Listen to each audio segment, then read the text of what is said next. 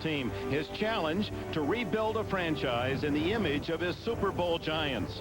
His 4-year construction nears completion. The foundation for winning in place. The mortar, the special ingredients, the high demand, the dedication, all designed meticulously by the Patriots architect. In his 30th year of coaching, can Bill Parcells again produce a Super Bowl team? He's a mere victory away. 4 years ago, Parcells selected Drew Bledsoe with the #1 pick in the draft, ordained him the man to lead this team to greatness.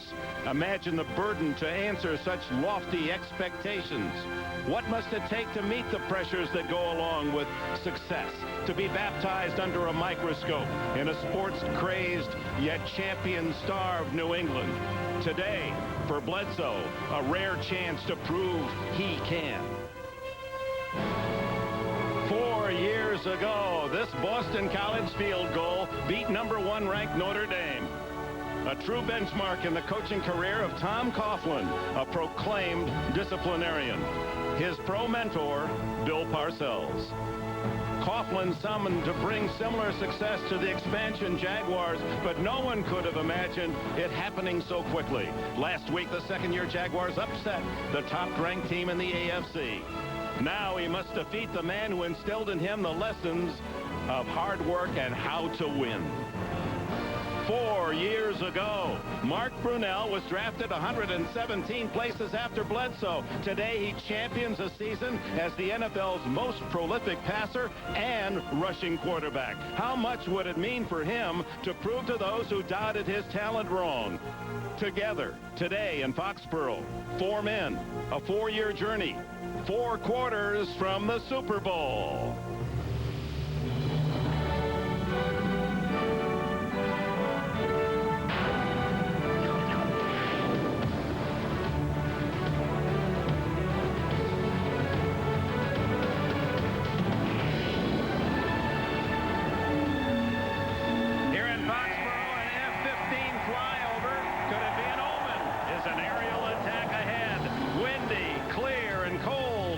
Massachusetts, where a sellout of 60,000 fans await the 27th AFC Championship Game.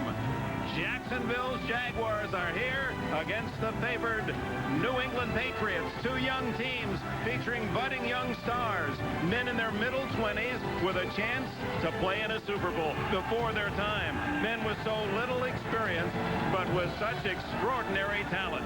Today, in the snowy confines of Massachusetts, youth will serve Super Bowl notice as we welcome you to the AFC Championship and congratulate the Green Bay Packers. They're on their way to the Super Bowl.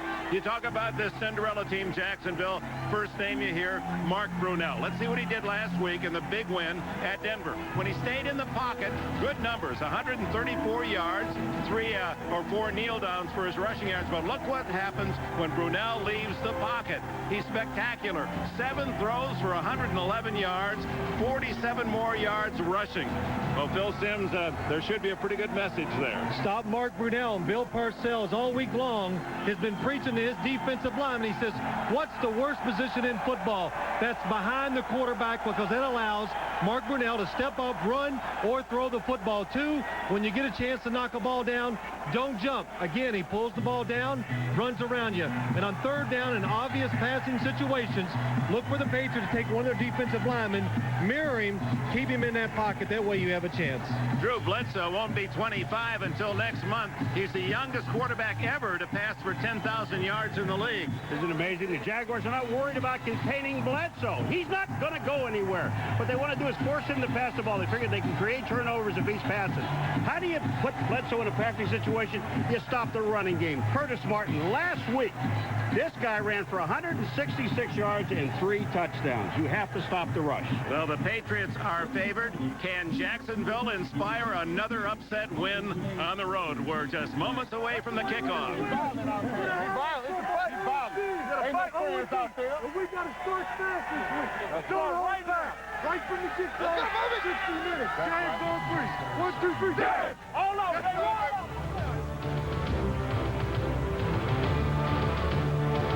Being way down early. Boselli, Coleman, Wydell, Tilsky, Searcy, young, big offensive line. Natron Means, what a playoff he's Maston's the blocker. Smith and McCardell both caught over 80 passes in the regular year, and Derek Brown is at tight end. From the 20. Means. Behind Boselli. Nothing there. Stuffed by Chris Slade. The Patriots defensively start this way. Front four bigger than the front four that started the year. Collins, Wheeler, Sangapulatelli. Willie McGinest leads the team with 9.5 sacks. Slade loves to rush the passer from his backer position. Johnson, a budding star at backer. Collins, the other. Law and Smith at the corners. Malloy, a rookie from Washington. And Willie Clay, who led the team in interceptions with 4 at safety. Brunell trying to change his play. And that'll cost Jacksonville 5. Several linemen moved, including Rich Tilsky, the right guard. Jerry Markbright, the referee. You make those offensive linemen stay in their stances too long. They get too antsy, nervous.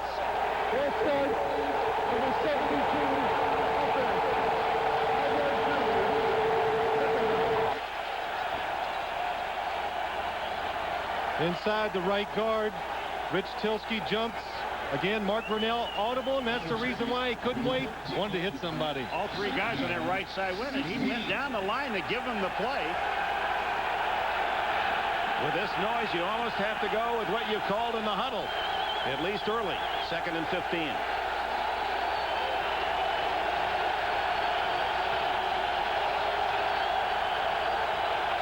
Former University of Washington quarterback hit from behind, incomplete. On a blitz, Jerome Henderson, a nickel back. They set him free. Jerome Henderson, number 26, follows the receiver across. Nobody picks him up. With his speed, he gets to the quarterback on time to make the hit. And this is the backside. Remember, you're looking at a left-handed quarterback in this game. He comes from the backside where he has no one back there to protect him. Henderson, who has played more and more as the season has developed. 3rd down and 15. Out of the shotgun, Brunell.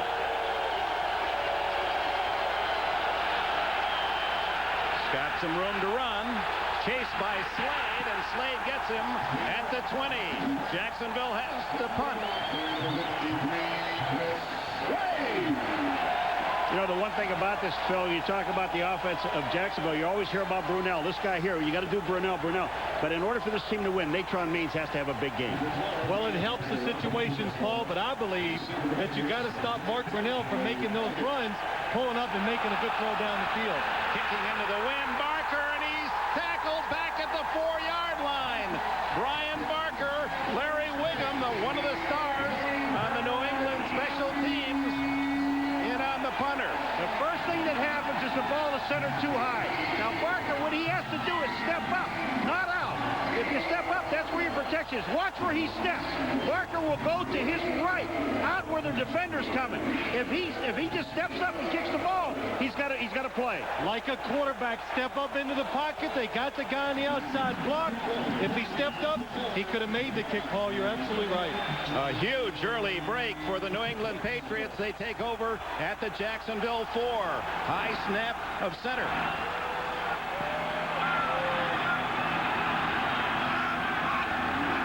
In motion. Curtis Martin, who scored 3 touchdowns last week against Pittsburgh, drives to the 1-yard line.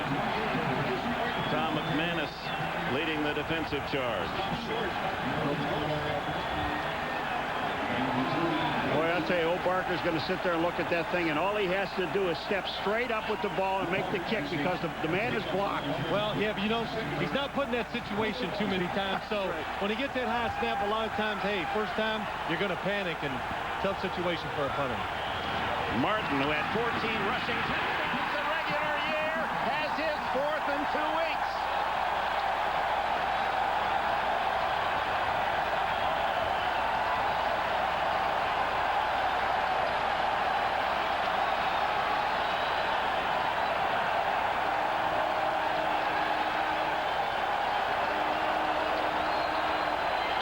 Curtis Martin, University of Pittsburgh, a 3rd-round pick, rushed for 1,400, almost 1,500 last year, another 1,100 this.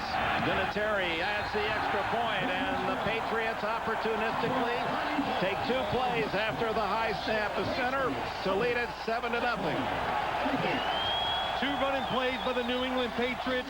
Both times they kind of overpower the defensive line of Jacksonville. That's the way you want to start. New England owner Robert Kraft leading the cheers. 60,000 here in Foxborough. The first score for New England is easy, 7-0. Bad snap and a takeover at the 4 of Jacksonville. Curtis Martin scores. And now Vinatieri has it teed up. Will kick again to Brooks and Bell.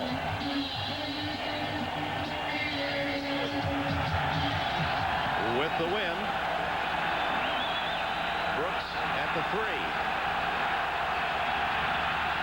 Outside 20 and to the 31-yard line. Goes the former Buffalo Bill. Ray Lucas makes the tackle.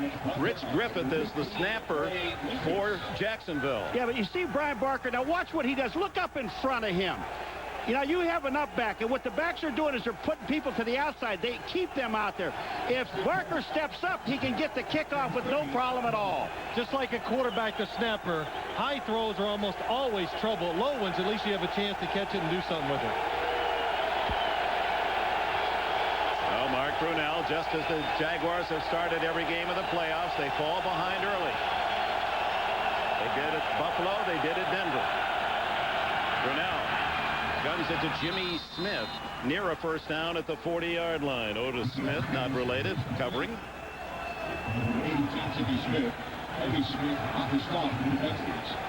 You see these 2 young quarterbacks, Brunell's 26, Bledsoe 24. Completions and attempts, the busiest 2 throwers in the NFL this year, and Brunell led the league in yardage. Well, they were both busy, but they were both good, and I think that's the reason why they're in the championship. Given the opportunities with the ball, they know what to do with it and don't make a lot of mistakes. Second and short, Maston and Means behind Brunell. Natron earns a couple of yards, but a flag thrown in the pile. We'll see if it counts. It's a first down unless.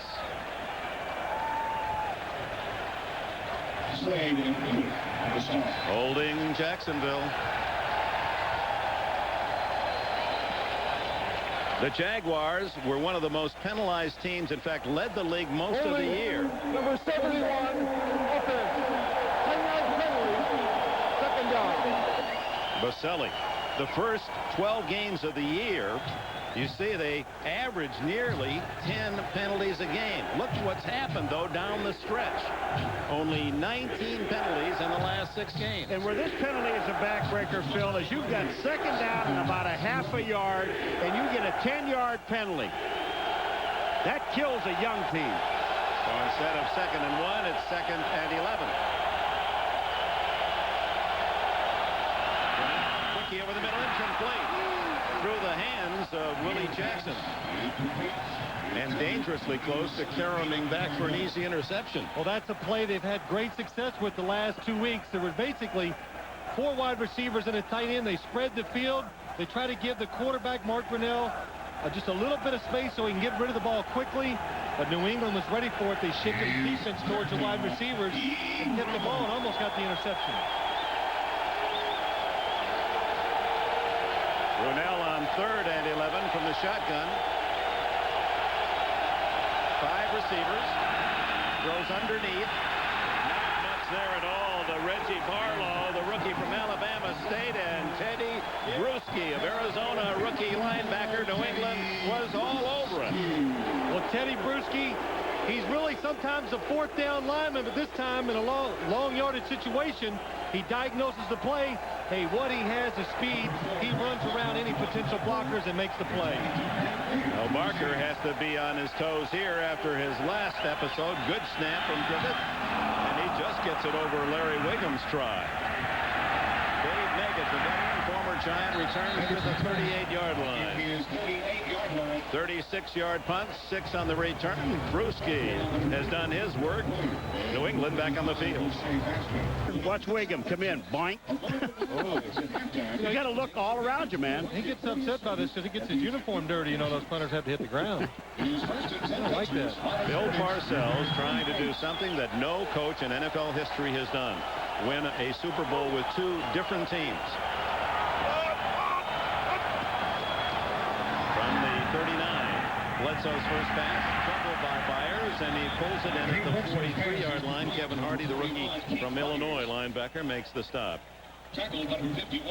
Let's introduce the offense for New England. Armstrong to another Pro Bowl with veteran Roberts, former Giant, Woolabaugh, Rucci, and Lane. It's a lot of stars, a lot of Pro Bowlers on offense. Bledsoe goes to Honolulu as his running back. Martin does. Byers from Miami midseason. Jefferson and the brilliant rookie Terry Glenn from Ohio State. Ben Coates, another Pro Bowl year, the tight end. On second down, the toss to Martin. He runs into a pack of white jerseys at the 44-yard line, where it'll be a third down and about 4. Yurkovich and McManus on the Jacksonville side with the tackle, and here are their starters: Loggeman, Davey, Yurkovich, and the veteran Simmons, who's had big plays in both of the playoff wins. Hardy, McManus, and Robinson, the backers. Aaron Beasley, a rookie from West Virginia, at one corner. Mickey Washington, the other. Dana Hall, Chris Hudson, the safety. Only 13 interceptions all season long for that defense.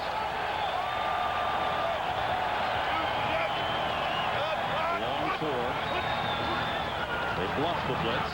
Bledsoe down the middle, incomplete. Terry Glenn, he didn't drop many during the course of the year. Caught 90, in fact, at Glenn, more than any rookie receiver in NFL history.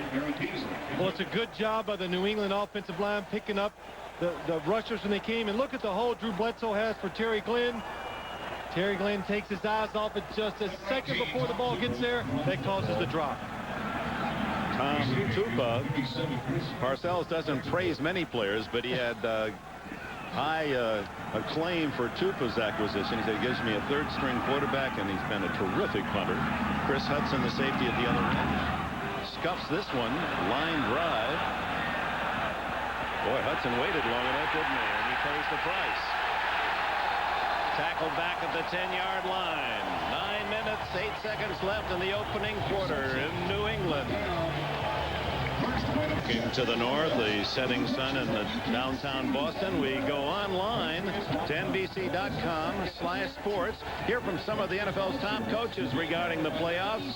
Get inside the NFL. Go online, NBC.com/sports. Current weather in Foxborough, 25 degrees with a 21-mile-an-hour wind. The wind chill 6 degrees. 7-0 New England from the 14. Brunell's third possession. Got room outside. Feigns the throw and scrambles out to the 24-yard line. A 10-yard run right at the sticks. Chris Slade made sure he did not get more. Phil, does he freeze Chris Slade with this pump? Well, he freezes everybody. What's the defensive line? They get too far down inside. And Mark Brunell gets outside very easily because of that. You've got to stay in your lanes. And, hey, is he going to throw? Is he going to run? Hey, you're a defensive player. You don't know. You got to wait for him to make his decision. Right. First down to the 24. That's 2 scrambles by Brunell for 15 yards. Really the only positive yards the Jaguars have at the moment. Means cuts back. Blue jerseys at the 25, a gain of a yard. Todd Collins, fourth-year linebacker from Carson Newman, led the charge. There's the man who snapped on the first punt, Rich Griffith, and injured him on that play. Paul Fraze, that accounts for his being the snapper on the last punt. Left ankle sprain is what we hear. Ineligible man downfield against Jacksonville, or too many men on the field. Too many men on the field. Tom Coughlin with a quizzical expression. That's the kind of penalty a disciplined coach hates to see. Well, you're making some mental errors in the beginning of the ball game. You can tolerate a whole lot of things, physically getting beat, Phil, but you cannot tolerate mental errors. The legal substitution foul, number 73, offense. Failed to report. Was the end man on the line of scrimmage. Penalties declined. Second down. So you have to report when you're an eligible receiver, and Brian DeMarco did not. He was uncovered. That's right. 50s, 60s, and numbers in the 70s are the ones that have to report. But they decline it. New England, 2nd and 9. Means gaining only a yard on that carry. Brunell comes out shotgun. McCardell in motion. Good protection. Wide open is Pete Mitchell, and the tight end who played at Boston College has a first down. 12 on the play.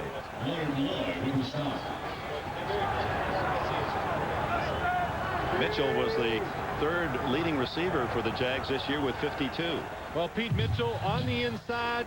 He has the option when he goes down the field to break in or out. It's a tough position for the defensive back. And Mark Brunell and him, they've been reading together all year long and doing a very good job at it. There's Mitchell's numbers on the regular season. First down at the 37. New England leads 7-0. Midway in the first quarter. Means on the draw. Caught in the backfield by Willie McGinest. The former Southern California All-America. One of the things I'm seeing with this defense of the Patriots, the defensive line and linebackers are staying close to the line of scrimmage. They are, and Willie McGinest, number 55, does a good job getting in the backfield, then readjusting and making the tackle behind the line of scrimmage. You want to stop a running game. Penetration destroys it. So far, New England's doing a good job of that.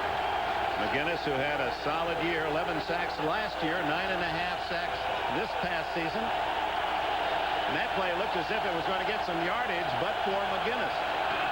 2nd and long.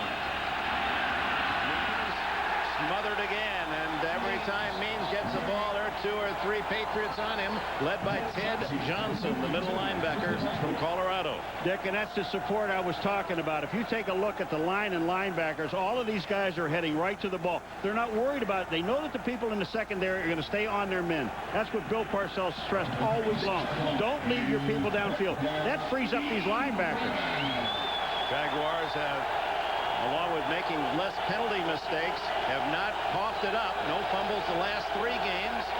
And Brunell has cut down on his interception rate in part to Natron Means' success. 3rd and long. Underneath he goes. And short of the first down is Keenan McCardell. Tackled at the 44. He needed 3 more. Chris Slade made the stop. And the punting team sent out by Coach Sam Coughlin. For one thing, when Jacksonville comes into the game, like they did that time, 5 wide receivers or 4 wide receivers and Pete Mitchell. New England twice send the guy out of the secondary on the blitz. The offensive line, they can't account for him. Makes Mark Brunell throw the ball before he wants to. 3rd punt attempt. Of course, Barker had to swallow one of them, make it at the 21. Wheeling out to the 33-yard line. 12 yards on the return for Meggett. Only 35 on the punt. Timeout. 5.5 remaining. Opening quarter. Brian Barker tackled at his 4, led to the only score. A Curtis Martin 1-yard run for touchdown. Drew Bledsoe. How's he performed in cold weather NFL games? 3 games under 30 and 3 wins for Bledsoe. And in that Colts game in '93, 81% completions. This then will be probably, by the time the game is over, the coldest environment in which he's operated, although he's used to it. Grew up in Walla Walla, Washington, and the east of that state. Throws underneath, complete to Martin, and Martin tackled at the 38-yard line, a gain of 5. All right, Phil, Jacksonville defense, what they need to do is do what they did against the Denver Broncos a week ago. Play conservative. Don't give up the big play. But, you know, that's right, Paul. They want to do that. What they really want to do, too, they wouldn't mind getting in a throwing contest with New England sometimes. They feel like Drew Bledsoe, if you make him throw enough, will make 2 or 3 bad decisions, force the ball in coverage, and they hope to get the turnovers. On 2nd and 5, the draw. Hit in the backfield for a loss at the 36 by Tony Brackens, the youngest man on this Jacksonville team, just 22, from the University of Texas. Tony Brackens just gave us an example, Phil, of what penetration is all about. He got in the backfield.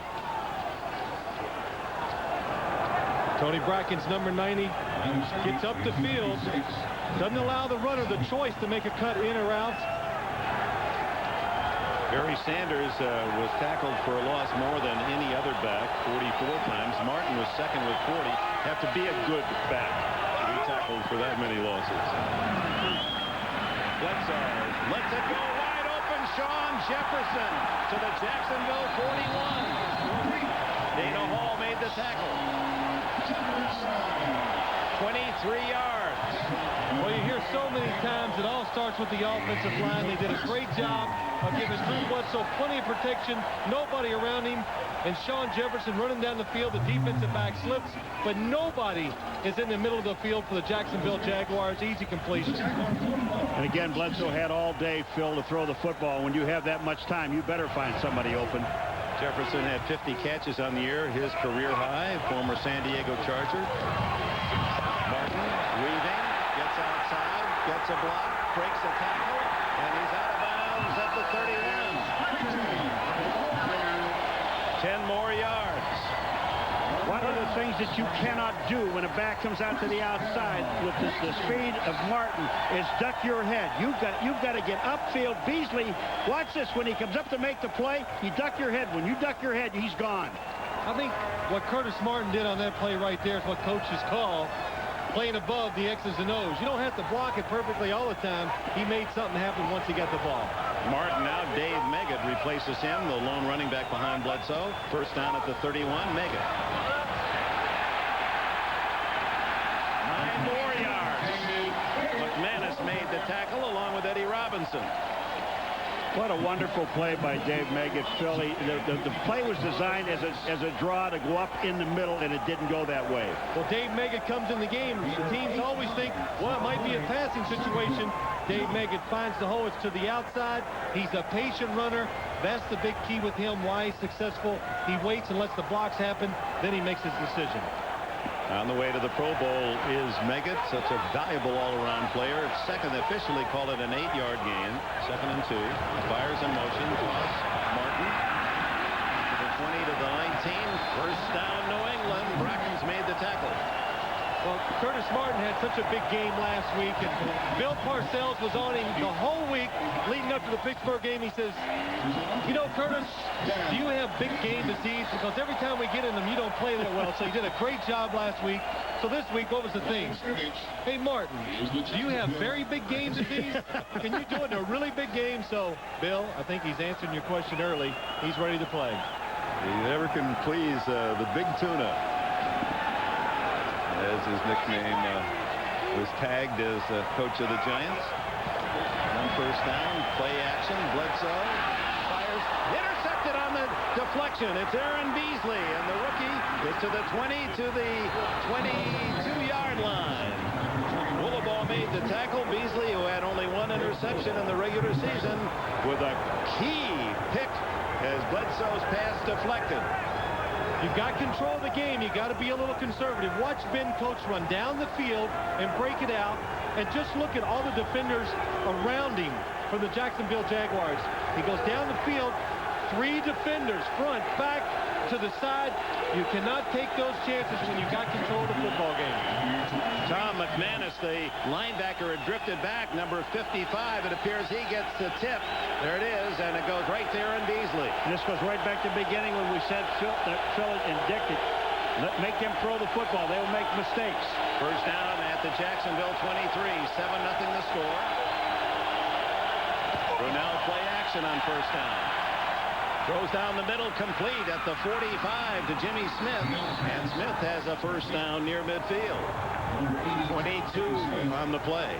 Well, if there's wind in Jacksonville's face, I didn't see it that time because Mark Brunell just throws a strike down the field to Jimmy Smith. Good job selling the route up the field, showing the speed, make the defender think you're going deep. When you break in, nobody's there. Smith out of football 2 years ago with another big catch. Best field position for Jacksonville to their own 45 fumble. And Brunell appeared to cover an errant snap. Dick, Smith is a wonderful story. You know, when we talked to him last week and about being out of football, and then, you know, here he comes back, and you, most of you saw the catch he made last week. Here's the thing. Brunell just doesn't get the ball into his hands, but smart enough to get down on top of it. When the ball drops straight down, that means the quarterback didn't get his bottom hand up on the football. So, sorry, Mark, I got to blame it on you. I'm sorry, you just got to get that bottom hand up on the football. Final minute, first quarter, 2nd and 10.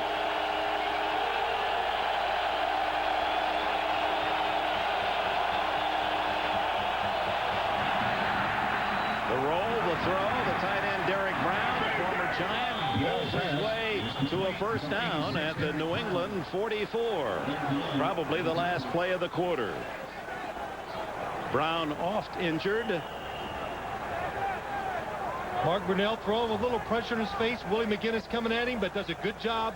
He's really an excellent thrower of the football on the run. Lawyer Malloy rodeos him down and close enough for a measurement. First down.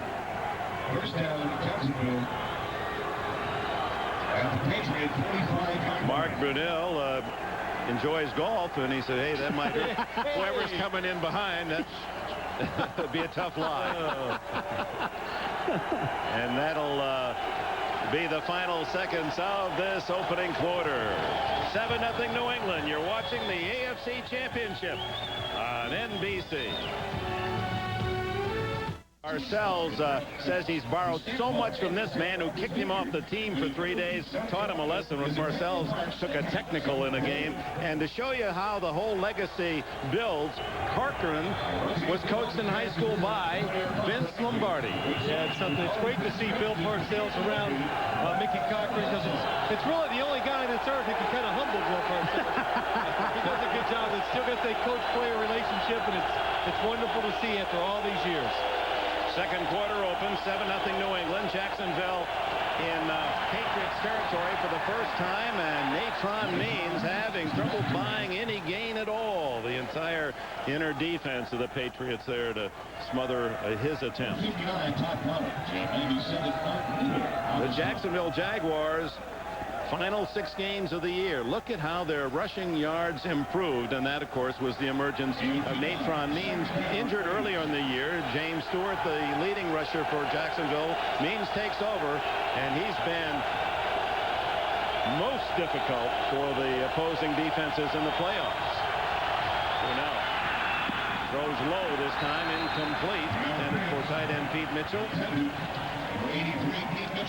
Well, Dick and Paul, when you rush the football well in the National Football League, you don't have to take chances. You're always in control. And look at Jacksonville. That's the reason why their turnovers went down and penalties went down. You're in situations you can control, not the other team, and it makes it a lot easier to play football and winning football when you're running the football well. Only 2 interceptions by Brunell the last 6 games. It's 3rd and 8.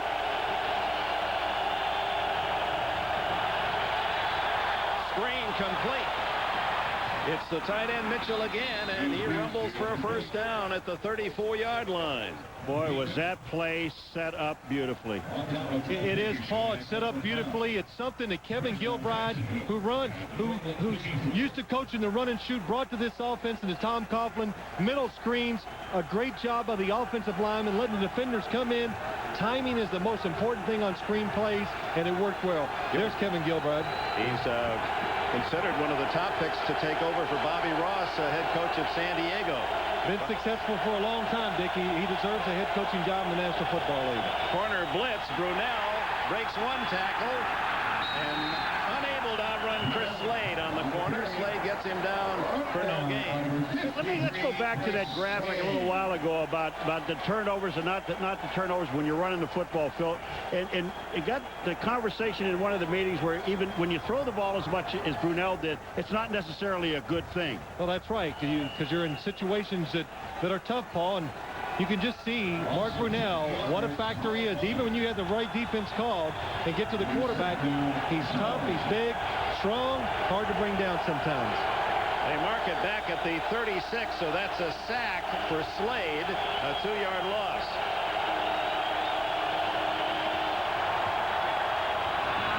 Throws complete again to the tight end, and Mitchell is finding a lot of openings in that secondary of New England. Todd Collins made the tackle. Well, Jacksonville has a lot of faith in its offensive line. 5 wide receivers. This makes the linemen block one-on-one. And look at Tony Boselli against Willie McGinest. Ex-teammates. Big size difference, but Willie McGinest has that speed, and that creates power. Gets the best of Tony Boselli there. Tony Boselli had his hands in his face mask. They could have called a face mask penalty. 3rd and 5. Brunell fires, caught at the 21 by Mitchell again. That's 4 catches for Pete Mitchell, who was recruited by Tom Coughlin to come to Boston College and acquired Mitchell from the Miami Dolphins last year. One of the things that are happening with Mitchell, they're getting Mitchell one-on-one on a safety, and when you got that matchup, that Brunell's just throwing a plain catch with him. That's why he's there. Tom Coughlin knows he just has what they call feel for a a receiver can get down the field, push out people, and make the catches. Deepest penetration, Jacksonville. Means again, only able to gain 2. Ted Johnson there to lead the defense.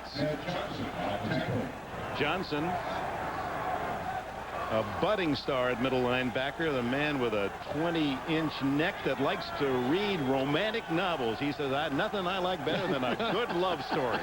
He's single, too, girls. Look at the neck on this guy. You know, you got to be tough to say that thing in the National Football League if you like romantic novels. 2nd down 8.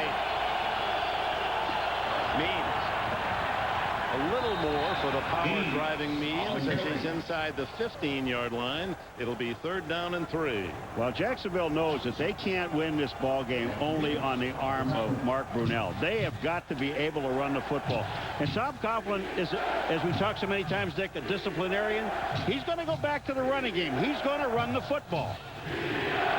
Means comes out on 3rd and 3. This is the 12th play of the drive since Aaron Beasley made the interception and returned to the Jacksonville 23. No one in the backfield. Mitchell, the tight end, in motion. Brunell in trouble, throws it away. Mitchell was close enough that no flag goes down. Slade was all over Brunell. So Coughlin will bring on the field goal unit. That means Mike Hollis, second-year kicker from Idaho. He made all but 6 in the regular season, 30 of 36, and you see he's only missed 1 in the playoffs. Certainly one of the smallest kickers in the league, only 5'7", 175. This one from 32 yards with the win.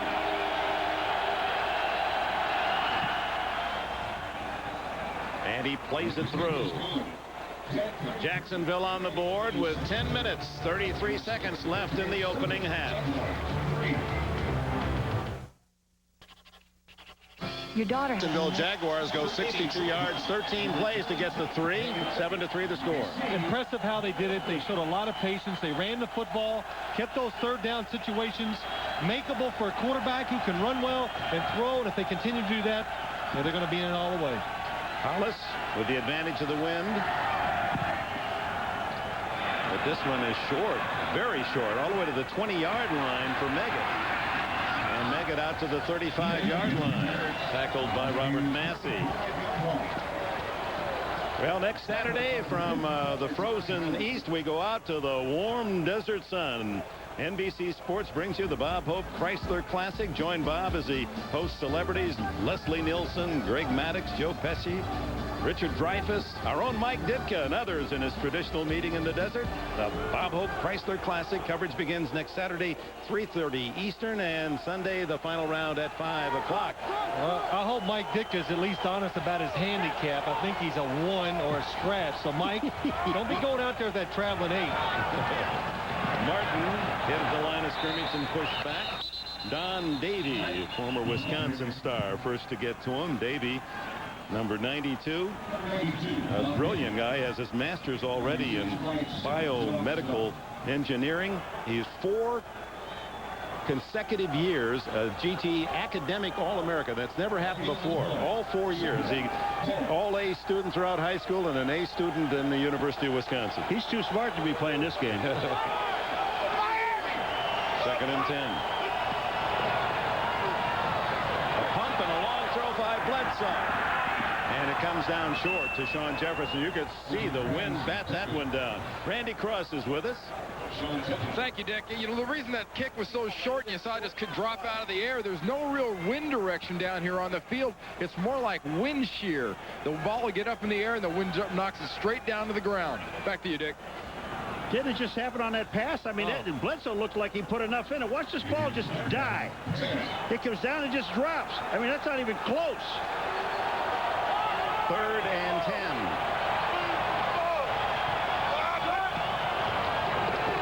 Good protection for Bledsoe. Comes this side, complete to Terry Glenn, but short of the first down at the 42-43. Beasley, the young corner on the coverage, and the punting team on now for New England.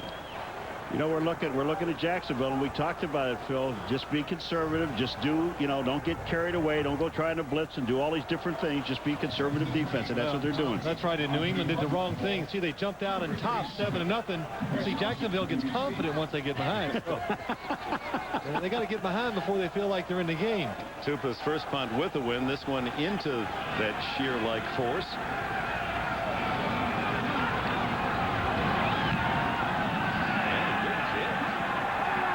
Backpedaling to the 13. The 19 with a fumble, and New England says they have it. They do.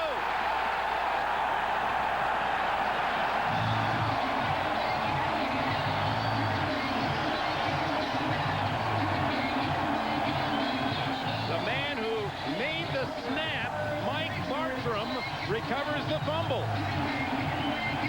Well, one thing that happens on days where it's cold, the football, it gets hard, it's slippery, and it comes down the receiver's hands a lot easier. Excellent job by Marty Moore causing the fumble. There's Marty Moore coming in and just ripping it with his arm. He's the first England Patriots of the Jacksonville. Tupa, the punter, leading the cheers. 2 big breaks on the kicking game for New England. And Martin skipping through a big hole to the 10-yard line. A gain of nearly 10. So if you're just joining us for this AFC Championship, Bill Parcells saw Brian Barker unable to get a punt off, and on 4th down, New England took over at the Jacksonville 4, and this man Martin scored 2 plays later on a 1-yard run, and now the fumble on a punt. So special teams, and Bill Parcells did have that twinkle in his eye as he talked about how well they played all year. 2nd and 1. Fake to Martin. Throw incomplete. Because if he almost threw that one away down at the feet of the receiver. He did. I mean, that's what you call a good throw, because there's nothing open. Don't create a bad situation for the team. It's 2nd and short, and that's the one thing you learn as a quarterback. The coach has given you that opportunity to take a shot, but don't make a bad play out of it. We can always pick it up on 3rd down with the run. And just because they gave you the hit sign 3-0 doesn't mean you have to chase a curveball outside. You can let that one go. That's right. 3 and 1, 3rd and 1. Is he short of the first down yardage? Kelvin Pritchett, the former Detroit Lion, and veteran Clyde Simmons with a penetration. There is no decision here. You kicked the field goal. They already stuffed you. You had 3rd and 1. You lose a half a yard on the play. There is absolutely no decision at all. You get that 7-point lead back. Rookie Adam Vinatieri from South Dakota State, the Jackrabbits in Brookings, South Dakota. Had their share of ice and snow up there. Vinatieri accustomed to kicking in cold weather. This one 29 yards as we have a power failure. A bank of lights have gone out. All the way around the stadium. Across from us. It got dark.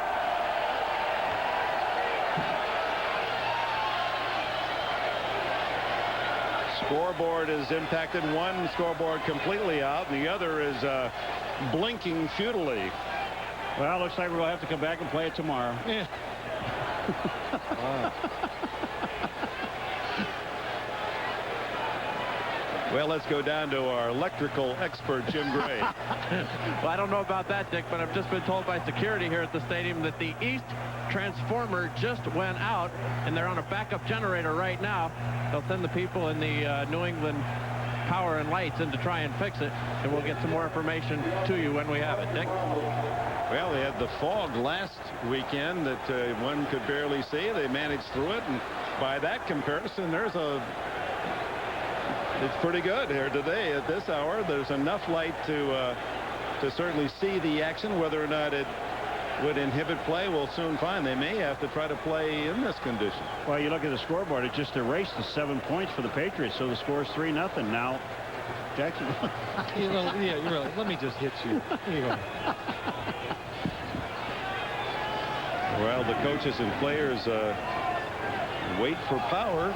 We remind you that after our coverage of this AFC Championship, to stay tuned to NBC tonight for Dateline. Can you really beat baldness? This man thought he could, but you won't believe what it cost him. Plus, she was Playboy's Miss May in 1976, but did it cost her job 20 years later? Watch Dateline later tonight, only on NBC. Jim? Dick, Jerry Markbright just sent the team to their respective benches. Play could not continue like this. It would be very difficult for them to see the ball kicked, punted, or passed.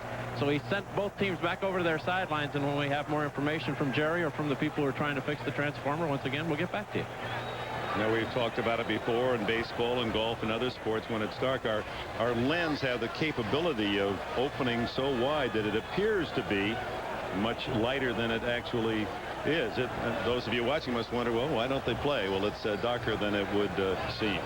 At the moment, we're in the second quarter. New England going for a field goal and a 7-3 lead. We welcome you back to Foxborough with the score 7-3.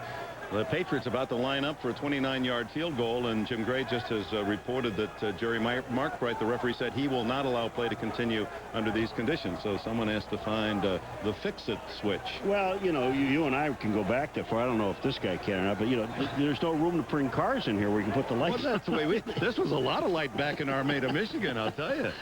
We wish we could have had games. Did you ever have anything like this? No, I never did. No, didn't play many night games, Paul. We weren't good enough. So, all right. Curtis Martin has the only touchdown of the game. And speaking of utilities, Curtis offered an interesting little tidbit during the week. He said that he doesn't like the phone. Too many people calling him. He's been so successful here that everyone had his phone numbers. He got a new phone number. Does he know it? No, he does not know it. He told the cleaning lady that comes in to get us a new number. And don't tell me what the number is. There are only 3 people that know what it is. His pastor, his mother, and his agent. Right. So those 3. So when the phone rings, he goes, hey, it's got to be somebody I want to talk to. So he goes and picks it up. Well, everybody looked at him yesterday, and when you really think about it, he would never call himself anyway if he wasn't home. So why does he need to know what the number is? You're the only one who would think of that. So. Well, so let's New England with 2 breaks off the special teams, able to move the 4 yards for the touchdown after the fumble recovery. Chris Hudson's fumble on the punt return. They move 7 yards, are stopped and settled for the 29-yard field goal. So special teams, as Bill Parcells predicted, accounting for the 10 New England points. It was a 12-minute delay, and now Vinatieri to kick it off to Brooks and Bell. Into the wind. Oh, it looked like New England was offside. And Brooks at the 9. Corralled at the 23-yard line. Terry Ray with a stop. His 23-yard line. Checking the current conditions, 25 degrees. Temperatures dropped a couple degrees. Actually, the wind chill about the same as the wind has died somewhat. Jacksonville's coldest games have all been in the 40s. And you can see that Cleveland game, the 3rd game, they won 42 degrees, the coldest ever environment they played in their 2 years prior to today. But they've won most of those games.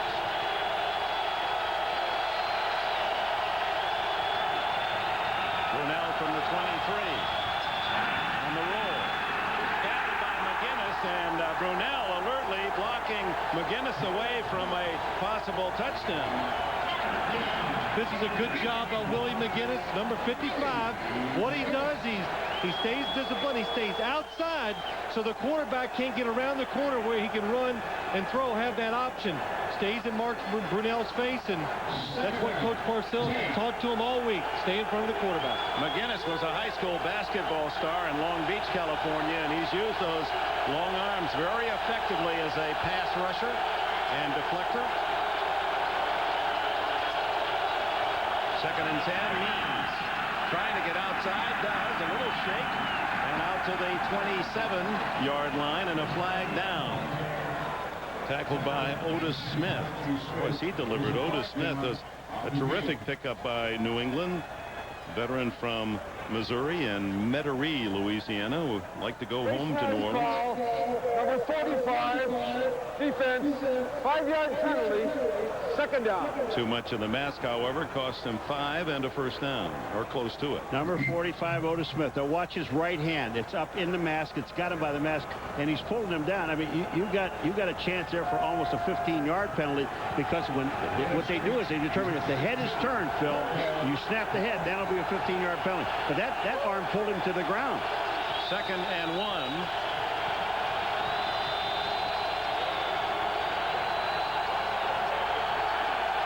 Down box says second and 1.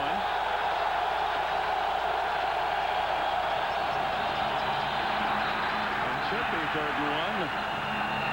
And I think that's the officials finally caught their own error. All the scoreboard and the down box all second and 1.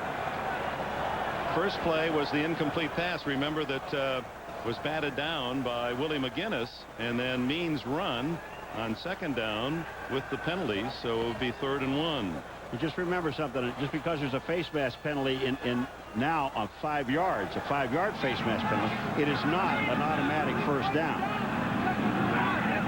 Jerry Mark Bright calling over to Tom Coughlin. There's no foul on the play. The down is correct. It's second down and 1.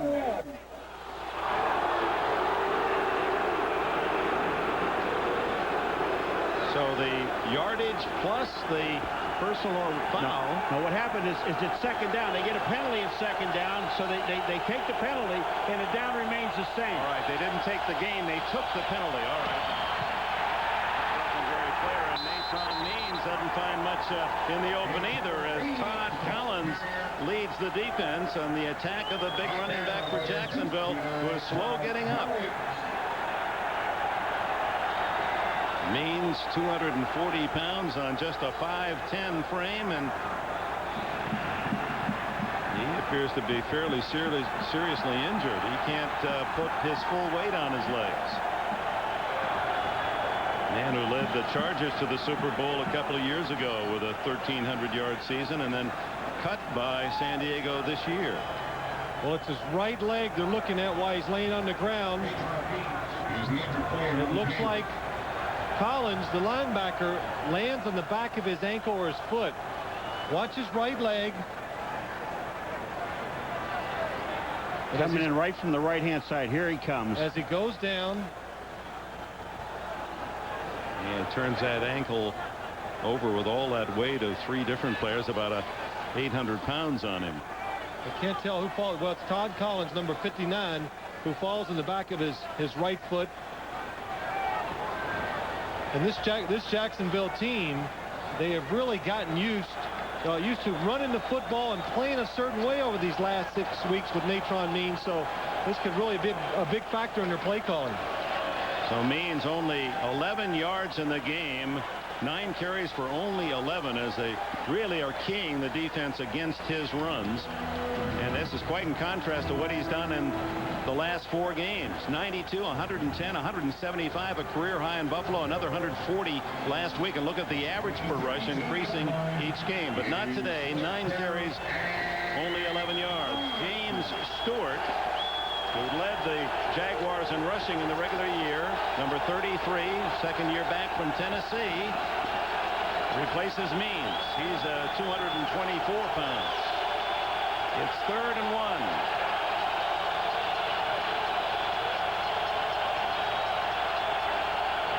Brunell on third and 1. Wide open underneath is Keenan McCardell, and McCardell has the first down, and they'll attend to that ankle of Means. Well, that was a good job by the Jacksonville Jaguars. They come out there, they got in a formation, they moved people around, and it confused the defense of the New England Patriots. Nobody was over the wide receiver. Mark Brunell finally sees him wide open. Nobody covering, throws the ball. Had Brunell not thrown so low, it might have been a pretty good game. 37-yard line, 10-3 New England, 5 minutes left in the half. Stewart trying to get outside and does, and dives to the 45-yard line. 2 yards from a first down. Otis Smith makes the tackle. Well, we talked about the Jaguars wanting to stop Curtis Martin, and obviously the Patriots wanted to stop Natron Means. Now here comes Stewart to the outside. There's pretty good defense there, but you know, he had a little bit more speed, I think, to the outside than Natron Means has. Now here's McCardell blocking, a little holding, a little blocking. Second down 2. Very short 3, closer to 2. Brunell, lots of time. Going open. Finally throws it away. He was out of the pocket. No flag. Good job by Mark Brunell. He's outside the pocket so he can throw the football away. It went past the line of scrimmage, the most important thing. He knew that, and he used his scrambling ability to buy himself an extra second or two just to get rid of the football. You know, it's got to drive defensive lineman McGinest and these guys crazy, because you get close to him, and when you get close to him, he either throws the ball away or runs away from Parcells. Well, he wants a penalty, but there's no penalty there, Coach. He is definitely outside the tackle box. Oh, but I'm sorry, he's yelling at the player. He's yelling at Slade. That's a surprise, him yelling at a player. On third down, Brunell. Incomplete, intended for Mitchell. Well covered. Corwin Brown, an extra defensive back, number 30, played his college ball at Michigan, and on comes the punting team. Only 3 people rushing the quarterback. Mark Brunell knows that Pete Mitchell is covered, tries to throw the ball a little harder, throws it behind him just a little bit, and he knows it. Get it in front of the receiver, he has to catch. Parker to punt with Meggett back at the Patriots 15.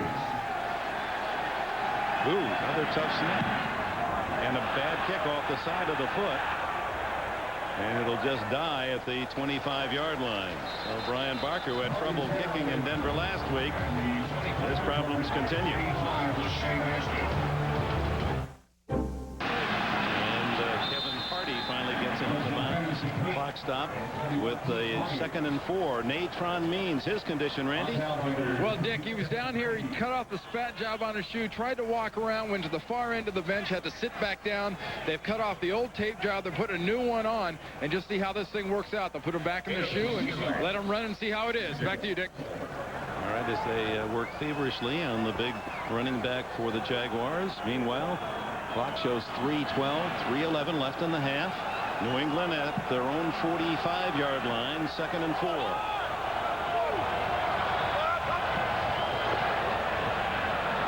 Bledsoe is sacked for the first time as Clyde Simmons again registers a big playoff move. Simmons has been a star for the Jaguars the previous 2 playoff wins. Well, you talk about timing. Blitzing's all about timing. Watch the Jaguars. They come in on the blitz. Right as the ball had snapped, it confuses the blocking up front just enough where Drew Bledsoe cannot focus, look down the field, and get rid of the football. The guy that really is number 50 is Eddie Robinson coming up, but he gets into Bledsoe's face. You look at Sims in the playoffs, 9 tackles, 3 sacks, an interception for a touchdown that really turned Jacksonville back into the game at Buffalo, and a blocked extra point last week. Bledsoe goes long, incomplete. That's Terry Glenn with a diving chance, and that was a time where the ball appeared to be thrown 10 yards too far. The wind got it, and Glenn almost with an acrobatic catch. Boy, this Terry Glenn is so exciting, and Bill Parcells says he reminds me a lot of Paul Warfield, and he just outruns the defensive back Aaron Beasley, and Drew Bledsoe really does a good job of laying it out there as far as he can throw it. Almost a big play. Tupa spirals it to Hudson, who's had his troubles today. Looks for a block, gets one. They want a penalty, but a legitimate block, and Hudson down at the 22-yard line. 44 yards on the punt by Tupa. Mario Greer made the tackle. Mark Brunell and the Jaguars come on with 2:18 left in the half. I'll tell you, these guys are going after the punters. We saw Barker get nailed. Watch Tufa. You're going down. You got to pay attention, son. Jerk. It could be a little payback, too. I think so, yeah. Look at Tufa say, what are you doing to me? Hey, you did it to Mike. Look, he's laughing. He said, all right. Hey, you owe me. I owe you one. Djokovic, who has a great sense of humor. You know, he had a little verbal punctuation to go along with the block. Oh, you're saying he likes to talk? A little bit. Yakking with Yurko. 10-7 New England. Give it to James Stewart. Find some running room. And Stewart breaking through tackles. And it was the last wave of blue before they finally drag him down. Willie Clay and Lawyer Malloy, the two safeties, making the tackle. As they'll not get off another play at the 2-minute warning. Stewart's 15-yard run moves Jacksonville to the 37. The Ty Law on the coverage, and with that wind to the sidelines, Brunell's throw into that side wind sinking. Yeah, he's been a little careful when he's throwing the ball outside, not letting it get away from him, but this is about the third or fourth ball that he's thrown that's been low, got down the receivers. A couple of good catches this time, not able to get it. Good one-hopper by Willie Jackson. Brunell only one completion in his last 6 attempts. Goes to the shotgun. Pressure on. Brunell throws down the middle. Oh, what a hit and a fumble by McCardell. No, they're going to call it an incomplete pass. No pass, as McCardell did not get both feet down. Was he rocked Ty Law, one of those to hit him, and you can almost bet that Lawyer Malloy was in the area. He is a vicious tackler. A blitz by New England, picked up very well. Mark Brunell throws it down the field, and Dick, I think you're right. He's up in the air. Oh, it's Jerome Henderson who comes over, 26. The referees are saying he did not have control of the ball, but he came down.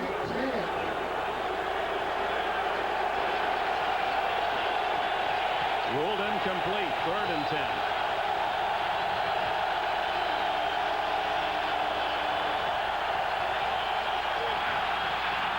Brunell tipped in the air and complete. He had a man open, but one of the front men for the Patriots up there to tip it. It was intended for Pete Mitchell. So Brewski got a little slap on the top of the head. It may have been him. There's Brewski, number 54. Look at Brewski. He's mirroring the quarterback. He's not rushing. He's just watching him the whole way. That's his job today. He's on the line of scrimmage, stops. If Mark Brunell breaks forward or out of the pocket, then chase him. Well, that's a great piece of coverage there. Our producer, Tommy Roy, director John Gonzalez, catching Brewski, stopping the Jacksonville Jaguars, and meanwhile it's Dave Meggett returning to the 29, a 10-yard return by the veteran of a 43-yard punt. And now New England with plenty of time to add to their 10-3 lead. 1:29 left in the half. Reminder, at halftime we'll have our Domino's Pizza halftime report. All our friends are with us. Greg Gumbel with coaches Ditka and Gibbs and Chris Collinsworth and Ahmad. First half analysis and the highlights of the Green Bay win that stopped the Carolina Express. There they are, all set to go. You know, I'd be a little concerned if I were the Patriots, because their offense, really, they have not done a thing in this ball game. Meggett is the running back. Bledsoe. This is one complete. Sean Jefferson or Terry Glenn. It's Jefferson. Still on his feet and finally tackled at the 46-yard line. Simmons trailing back to help out on the stop. An 18-yard play, and did Bledsoe throw that one? See, I don't understand. With 3 timeouts, why don't you just go ahead and take one? A long play like this eats up the clock. Because you want the defense to stay the same, Paul. You don't want it to change. Bledsoe throws in the air. It's deflected and picked off by a lineman. Flag down as Wollaball, the center, carries it out to the 45 of Jacksonville. Tony Brackens appeared to be the man who was offside and then hit Bledsoe. Let's see if there are 2 flags on the field. There's actually 3 of them. There's one in the middle of the field where the ball was snapped. There's one over here on the right by the sideline. A forward pass, illegally touching an offensive lineman. See, the question is now when Bledsoe throws the ball, is this thing deflected by a lineman? Well, I'm questioning whether it's not a fumble. Bledsoe gets out of the pocket, and it's a fumble. Sure that ball never gets back and comes forward with his throwing motion. So if that's the case, then Wollabaugh did the right thing. This ball should stay. Also down only, second down. Well, that's a bad break for the Patriots. It appeared that was a fumble, and that's how that man saw it. Phil, I'm going to tell you what a great observation, because that is definitely a fumble. Bledsoe is pulling his arm back to throw the ball. He's not going forward with the ball, and the ball is hit out. Watch Bledsoe's arm. Now, there they come back to the outside, and watch his arm. He's going up. The ball comes out. He is not going forward with the ball. This should be a fumble. Wollabaugh gets the ball in the air, and it should be first down. Instead, it is second down and 10 from the 47 of New England. Bledsoe, screen, complete to Meggett. Hit, breaks the tackle. Still on his feet. And he saves a timeout by getting out of bounds at the 44-yard line of Jacksonville. Well, I tell you what, that play was set up beautifully for a big game. Eddie Robinson, number 50 of the Jaguars. Keep an eye on number 50. He sees it. All the people out front gets Meggett behind the line of scrimmage, but cannot make the tackle. And Dave Meggett, when he gets his hands on it, he's always going forward with the football. You know, one of my pet peeves, again, it just happened. The offensive linemen are already looking downfield. Drew Bledsoe and Jerry Markbright perhaps still conversing about the previous play. Third down and 2. Meggett dives to the 45. No gain. Fourth down. Don Davey, Travis Davis make the tackle, and Bill Parcells spends his first timeout. 29 seconds showing. And we'll see the Patriots strategy when we return. New England with a touchdown lead. Go for it on fourth down. Now, are they going to do a long count and try to draw them offside? Well, I think it's a pretty big gamble, Paul. I would guess long snap count here. You don't want to give the ball back to Jacksonville at midfield. We'll see. They are going to go for it. It's Bledsoe. Complete, and a first down to Ben Coates. The tight ends, the first catch of the game, and another timeout with 23 seconds left. That's an old coach. Well, I tell you, you got to take some chances in big spots and big games. He took one there. Being coach number 87, what he's trying to do is just get a little shield by John Burke, number 85. When he sees he finally gets a little traffic problem, he cut underneath. A nice, safe play, a good call by the Patriots in that situation. Throw it to a big body over the line of scrimmage in front of him. Remember, it was Coates who made the big catch late in the game against the New York Giants as New England rallied from 22-0 down to beat the Giants 23-22 in the final minutes, and that got them home field advantage. Bledsoe to the sidelines, and a short gain, even a loss perhaps to Meggett, as it was well read by the Patriots' Eddie Robinson.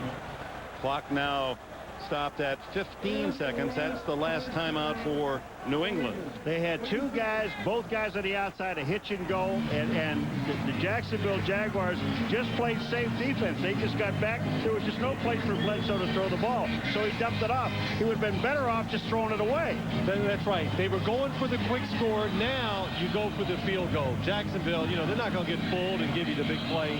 Go for a short gain or two on the sideline if possible. Just give your team a chance to kick the field goal.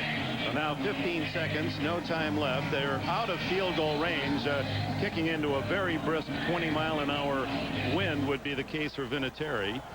So perhaps you go for the bomb here. And as fans saw in the fourth game of the season on the Jacksonville side, they completed two, not just one, but two Hail Mary plays. One for a touchdown at the end of the half, and one that was 1 foot from a touchdown that would have won it for Jacksonville. All right, they're putting Tony Brackens in on defense, plus a whole bunch of defensive backs.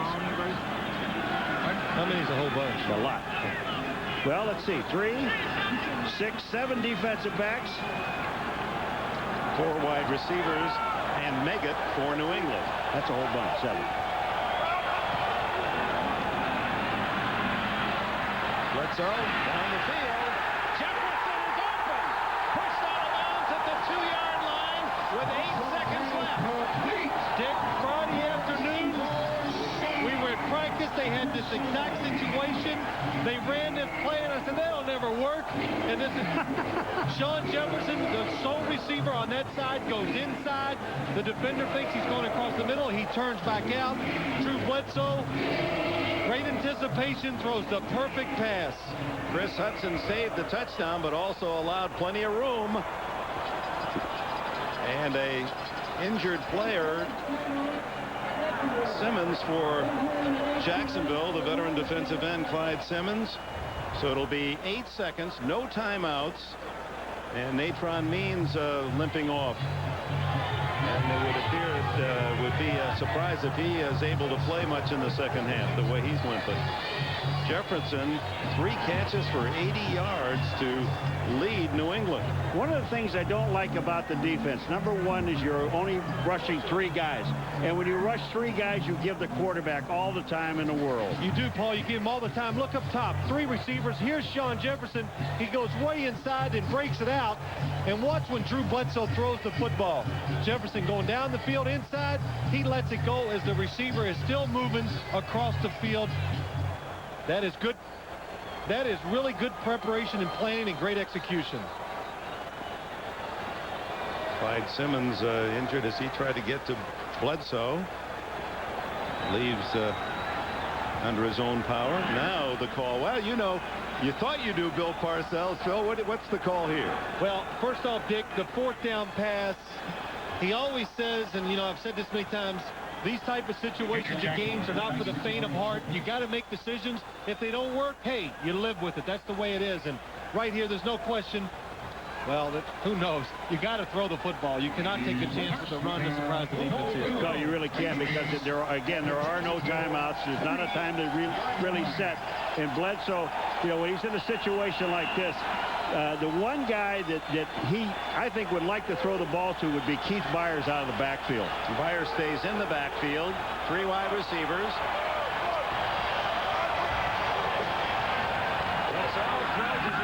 To throw it away and save the sack.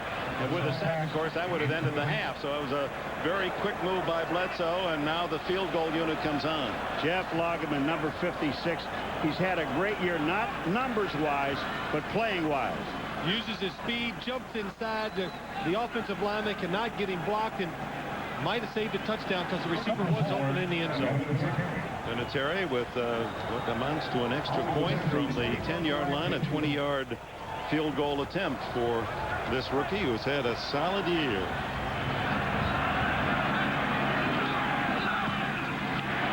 It through easily, and the Patriots with a bonus 3 at the end of the first half. As they quickly moved downfield in a minute and a half, they went 68 yards in 9 plays. The big pass to Jefferson to bolster their lead. Bill Parcells' team leaves the field ahead by 10. We'll send you to Greg Gumbel in the NFL on NBC halftime show after a message from the NFL. And both teams down from their performances through late in the season. And the game score 13-3 as we go down to Jim Gray. All right, thank you very much, Dick. I spoke to Bill Parcells. He said no adjustments on defense. Very happy with the containment of Mark Brunell. He said the special teams have been great. He knew they would have to perform, and they have. He said offensively, we really need to get going.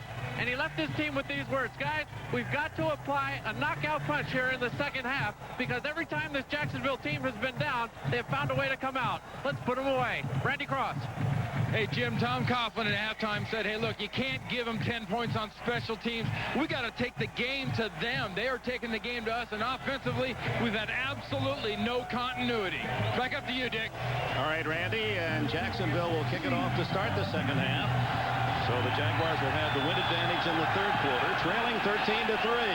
Hollis's kick sails to make it at the 5. Stopped at the 23-yard line by Jeff Kopp, who played with Boselli and quarterback Rob Johnson in Southern California. Here comes Drew Bledsoe, who made the big throws late in that first half to pad the lead to 13-3. Clyde Simmons, who was injured late in the first half, is back defensively for the Jaguars. veteran who once led the NFL in sacks 4 years ago with 19 when playing with the Eagles. Bledsoe comes out throwing. Underneath, and completes to Terry Glenn, and the rookie has only his second catch, another one for short yardage. His catch in the first half was for 7 yards. You know, Jeff Loggeman told us yesterday that they don't panic when they get behind. Now here's Clyde Simmons, and we're watching him now. He's on Armstrong, and he just really does not look like he has a lot of power. It's almost like he's just standing around. 5-yard gain on first down. As the Patriots come out in 2 tight ends, Coates and John Burke bookend the line. That's Coates in motion. Cross to Martin, and he's wrapped up just as he was going to kick for some good yardage, as the veteran Simmons had plenty left on that one to make a saving tackle. It'll be 3rd down and 4. Well, Clyde Simmons, we've heard from the people that have to block him each week. He's all about power. Big, strong defensive end, does a good job of going down the line of scrimmage with the blocker, sees the cutback, falls off the blocker, makes the tackle. Playing with a strained back, we understand, Simmons, but will continue. And 3rd and 4. To Coates, to Meggett, incomplete. Meggett drifting out into the flat, and so 3 and out for the Patriots on their first possession of this second half. You know, I think I was saying about Loggeman. We asked him, you're down 12 in Denver last week. What did you guys panic? What did you say on the sideline? He said, all we said to defense is, let's get the ball back to the offense more time. The more we get it to them, the better chance they have of winning. Loggeman, the ex-Jet, University of Virginia, one of the leaders, one of the real veteran voices on this young Jacksonville. Tupa, line drive, dies in the wind. Hudson, who's had his problems, gets out of the way, and the ball will die at the 35-yard line. Ray Lucas there to cover a 36-yard punt, and we have a timeout. The 60,000 fans at Foxborough Stadium, and Natron Means returns to the lineup. He'll try it here in the second half. Only 11 yards production after 3 brilliant games that preceded this one. Faked to me. Trying to throw it away, and it's deflected off the hands of McCardell. No, it's Derek Brown who had his aim after it, and incomplete, and Brunell almost sacked. What a terrific job by Willie McGinest. He doesn't go for the fake. He's at the top of your screen. He keeps, watch this, he stays outside of Mark Brunell because Derek Brown is wide open. But he doesn't allow Mark Brunell to throw the ball over him. A good job of Willie McGinest. What Willie McGinest is doing is showing patience, Phil. I mean, he says, my job, I've got to get to Brunell and force him to throw the football, and that's exactly what he's doing. The left-handed Brunell invariably rolls left, and so McGinest right into his position. Brunell, that should be a flag. No one near the play for Jacksonville, but no flag down, as Brunell now is 1 for the last 10, 0 for the last 7. Well, Willie McGinest, he's probably tired of hearing about Tony Boselli. Even though there's a big difference in size, he has the speed. That time he beats Boselli to the outside and gets to the quarterback.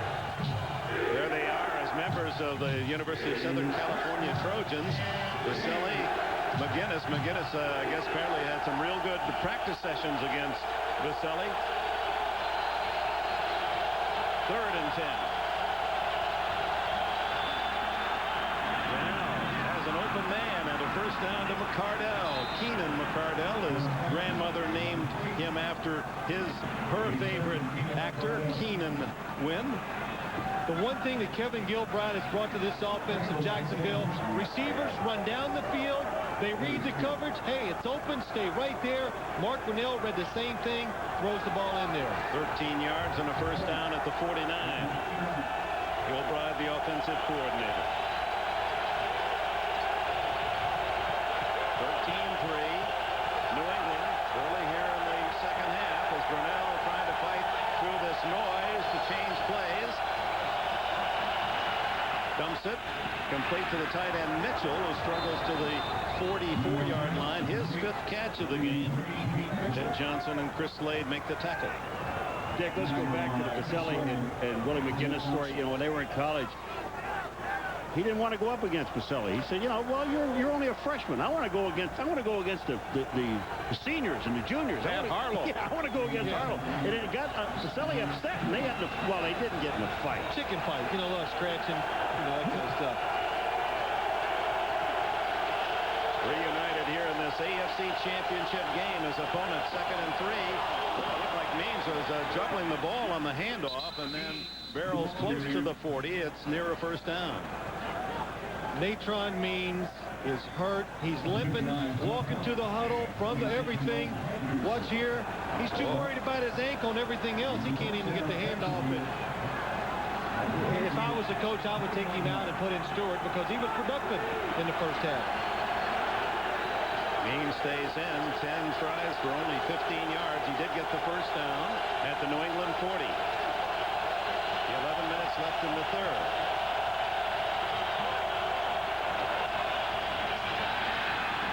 Brunell had to throw in a hurry as Chris Slade all over the quarterback of Jacksonville.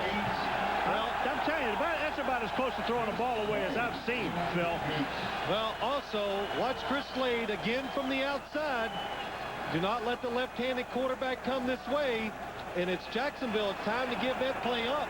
Your quarterback's going to get hurt because every time they have run it so far today, they've hit Mark Brunell, and it's been incomplete. Oh, Mike Dick is right. Maybe he better start rolling a little bit to his right instead of his left. Slade really had a big second half of the season. Quiet the first half. New England who started 0-2. There's Means, his first full head of steam to the 31, a gain of 9. First time he's really been able to get to full speed, such as it is with a bad ankle. Well, you just looked at him when he goes up in the middle, too, Phil, is that he didn't have to cut or anything. It was just a direct, straight run. Here's the handoff, and here comes Means. Inside trap, they spread the defense. Only Natron Means in the backfield. A good job by Waddell. Rich Tilsky cross-blocking, creating a hole for Natron Means. Means out, James Stewart in on 3rd and 1.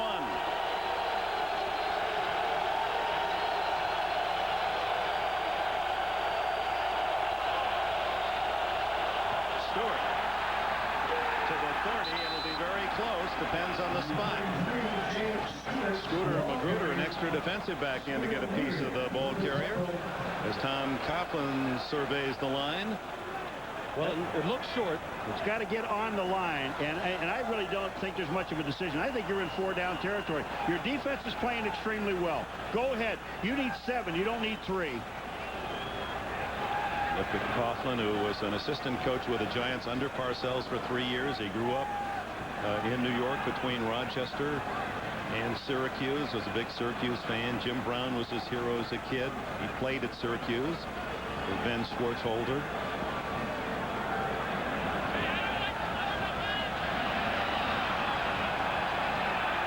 Chain link short.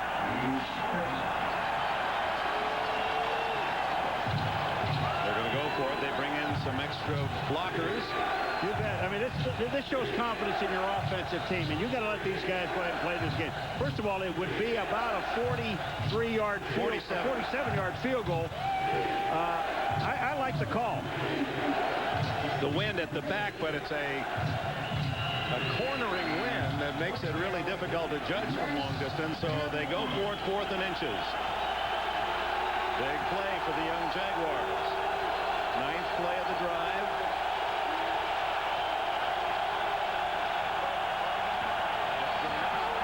In second effort, it appeared he was able to lurch forward. Well, let's see. The spot isn't that good.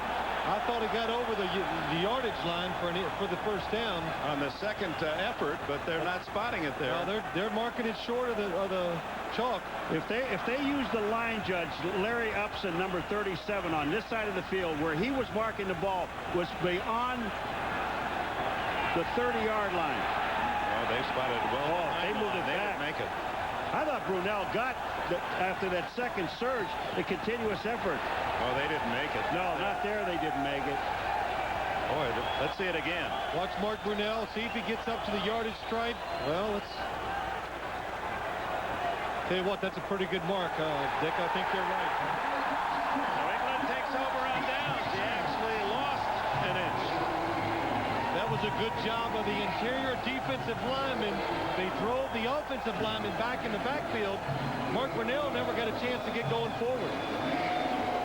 And it's Bill Parcells' defense, as it was last week against Pittsburgh, shining in Foxborough. And they knock him, number 79, right back into the quarterback. And that's why that play didn't work. And the mark was made from the far sidelines, and it appeared that he might have gotten the nose of the ball on the line, but not seen by the far official who marked the ball.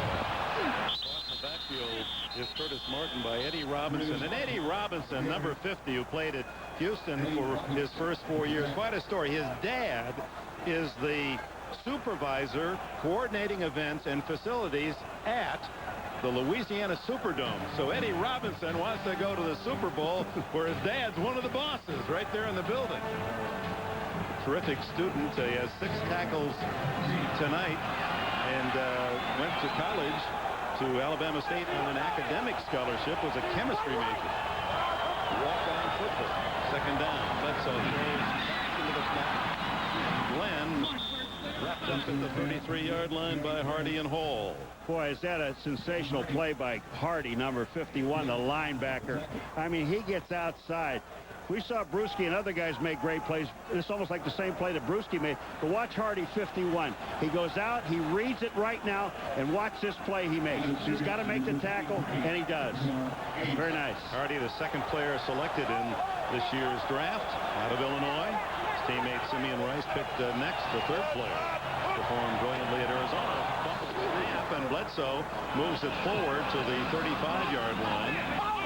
Jacksonville says they've taken it away. Eddie Robinson has the ball. The officials are still scouting through the pile, and here's Robinson on this side, and Jimmy Markwright says it's Jacksonville's ball. This had ugly written all over it. No whistle. What happened is the ball is snapped before the center snaps it before he should have, because no offensive lineman moved. Drew Bledsoe was surprised. But he seemed to be in control. He catches it. Well, look at the linemen. They're all standing there. Roll's the only guy that moves. And Bledsoe never knew it was coming. And as he's going forward, that must be when he fumbles. A good job by Drew Bledsoe catching the ball when he's not expecting it. And he's going forward. The ball is already coming out as he's going down. Either William Roberts is deaf or he didn't get the signal. And Tom Coughlin says there's the break we need. And it was Eddie Robinson who recovered it for Jacksonville at the 37. Natron plowing his way for 9 on first down. Mark Wheeler made the tackle. Now, Natron did not look injured that time. He had a little jump to him, made a couple good cuts. And once he gets running downhill, watch out. You can see Rich Tilsky, number 76, does a good job of blocking. Lachey Maston kicks it out. And Natron Means does a good job of getting upfield with the football.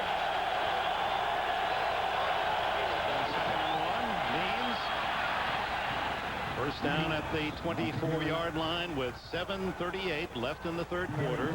Jacksonville trailing here at New England 13-3. And it doesn't surprise you, does it, Phil, the patience of Jacksonville. I mean, we just know that talking to Tom Coughlin, we get the ball enough times and this defense gets this ball back to our offense. We can make some things happen. Well, Paul, the running game, the way they call the games has turned their season around. Not as many turnovers, not the penalties, still scoring points. So, hey, it's done this for you. Don't change that formula until it gives you no chance to win. And so far, right now, they're still in the game. Last couple of carries for Means, he's gained more than the entire first half. Means hit in the backfield and dropped for a loss of a couple. Mark Wheeler and Pio Sangapulatelli, the two tackles making the play. Willie McGinest is playing some kind of football game. Willie McGinest, the tackle inside. What he's doing, he is just using his speed and just beating the blockers to the punch and getting in the backfield and making the plays. McGinest slowed him up, and Wheeler and Sangapulatelli finishes off Means, a loss of 2. Second and 12. Stewart on the backfield. It's Stewart driving to the 21-yard line. Todd Collins, the tackler. James Stewart, fourth running back taken a year ago in the draft behind John Carter, Tyrone Wheatley, and Napoleon Kaufman. And rushed for 525 to lead the team last year and 723 yards this year. Led the team with 8 rushing touchdowns, and he was injured in the Baltimore game, and that's when Means got his chance. Brunell with a flag down. Brunell tackled for a loss. It appeared that one of the Patriots might have leaned offside where they pulled off. Very late flag. Ball starts, number 83, offense. 5-yard penalty, third down. Pete Mitchell, the tight end, and as it turns out, that becomes a good penalty for Jacksonville because they were tackled for a loss on third down. Pete Mitchell in a hurry to get down the field to catch that pass and get a first down. But, you know, Dick is absolutely right. That was a good penalty because that play was going absolutely nowhere. They lose the 5 yards on the penalty, but they get the third down back. Lightly called game. Penalty's not a factor. Brunell from the shotgun. Scrambles. Looks for a block. Leaps. What an effort and a first down inside the 15. That's the Mark Brunell, and has just excited that entire first coast in northern Florida. What a play. Scooter Magruder said, where did he go? Watch Brunell. Yeah, it really puts you in a tough position. If you're a defensive back, you don't know when he's going to finally pull the ball down and run in. Wow. That is really some athletic play and a decision. Hey, he wants that first down. That's the only way he can get it, so he goes over top. First down at the 14. Means back in the lineup with Mitchell in motion. Not much. Close to the 11, maybe the 10-yard line before 3 or 4 Patriots can drag him down, led by Todd Collins. You know, that's got to be a really, an embarrassing thing. Look at Brunell here. This guy can run. He's the best runner in pro football, and that last run was just proof of it. Just to underline that, Paul, he led all quarterbacks in rushing again this year as he did last, nearly 400 yards, and led the NFL in passing yardage as well. Second down, 7. Means can't get loose. Number 75, Pio Songapulatelli, who was born in America, Samoa.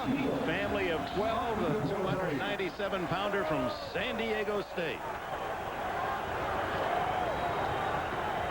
You know, the one thing about that Brunell run, and just to belabor the point, Dick, is when he was running with the football, he knew where the first down marker was. He knew where he had to go. That's smart football. All runs on this drive since the fumble recovery. 7 straight runs by the Jaguars, and now they look at third down and long. 3rd and 8. Stewart in. Into the flat. Stewart tackled far short of a first down at the 10. Trailing by 10. Tom Coughlin sends out the field goal unit. Not happy about it, but wants to be sure the 3 to stay within a touchdown. That's one of those plays you dump it to the back knowing he doesn't have a first down, Phil, and you hope he can pick it up on his own. Hollis kicked one from 32 yards early in the second quarter. This one 28.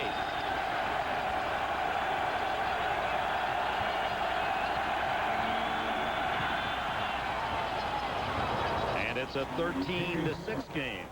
So all the points have been scored off miscues, misplays, except for the field goal at the end of the half by New England. So this Jacksonville team, they stay close. How close? Their average margin of victory on the year was less than 6. They had 6 wins by 3 points or less. 4 times they come back in the fourth quarter. 1-1 in overtime. And in winning 8 of their last 9, 6 of the wins were by 3 points. They trail by 7 as Hollis tees it up with 2:37 left in the third. Again, it's short. Leggett at the 13. Up to the 31-yard line. So New England will have the ball at the 31 with a 7-point lead late in the third. Oh, my. Memorable day, a historic day in the NFL. 11 years ago, it was New England winning at Miami to win the AFC Championship. Remember the Patriots on their way to the Super Bowl? Raymond Berry took them 3 straight road wins as a wild card. And 28 years ago, on this day, January 12th, Super Bowl III, and Joe Namath and the Jets with the big shocker. Pass into the flat for Glenn, covered by Dana Hall, incomplete. When you think about this game, if you take away that early punting mistake by Jacksonville, where they gave the ball to New England at their own 4-yard line for an easy touchdown, we've had 2 field goals aside since. Well, a game where everybody, I think the perception was it's going to be offense. And maybe early in the year it was, but what has happened late in the year, both of these teams, their defenses have become very sound, and we're seeing that today. Blitz on Bledsoe. They pick it up well, and Bledsoe finds an open man. First down at the 42. So an offense that has been struggling here in the third, picks up 11 and a first down. Well, Jacksonville sends a blitz. Watch the linebackers crossing inside. It's picked up very well, and what it does, it creates a hole down the field for the wide receiver. Good job by Woolabaugh, the center. He picked off both of them. Excellent job. New England, wild blitz them. I think they're one of the best teams in the league at picking up the blitzing defenses. Make it in. He goes into the back. He gets the ball. Fights for that extra yardage to the 49. Close for first down. I love to watch Dave Meggett play football. I mean, when he's with the Giants, I mean, you talk about a guy, they all do, but I mean, a guy that gives you 100% every single time he steps on the field. When he catches this ball, watch what he does afterward. He takes a shot by McManus right here. Bam! But then watch what he does. I got to get another yard at least out of it. Second down and 1. Meggett out. Martin back in. And it's Martin.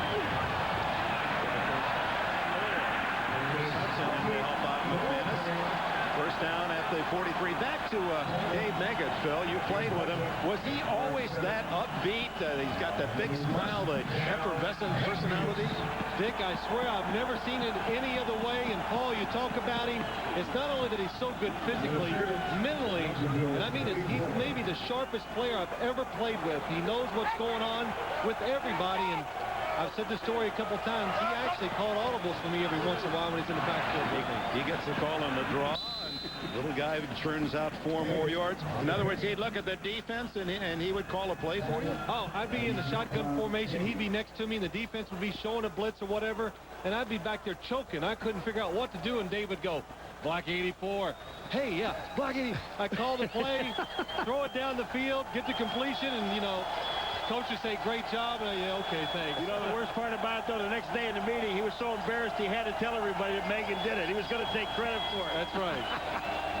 So the final seconds of the third quarter tick off the Foxborough clock. It's 13-6 New England, with the Patriots owning the ball, driving here in the fourth. We take this break for your local station. The National Football League is intended for the private use of our audience.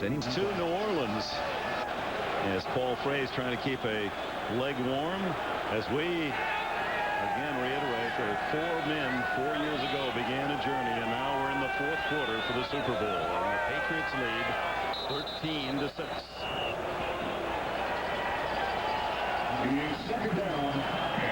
Second down, 9 New England at the Jacksonville 43. Bledsoe in the middle, deflected in the air, incomplete, and that went up for grabs for a moment. Coach, the intended receiver, Clyde Simmons, applied pressure on Bledsoe. Well, I'll tell you, Curtis Martin did a great job in picking up the blitz. He just stayed right in the backfield, and he just got on Robinson. Look, you see number 28 right in front of Bledsoe. That's a great play. I think the ball got tipped by Jeff Loggeman, got his hand on it just enough, made it hit Ben Coates, and hey, when the ball goes up in the air in the middle of the field, you're lucky if it's not intercepted. Bledsoe 14 for 24 in the game, but only 144 yards. 1 interception, 1 fumble. He's under pressure. Hit as he throws. Incomplete. Intended for Terry Glenn.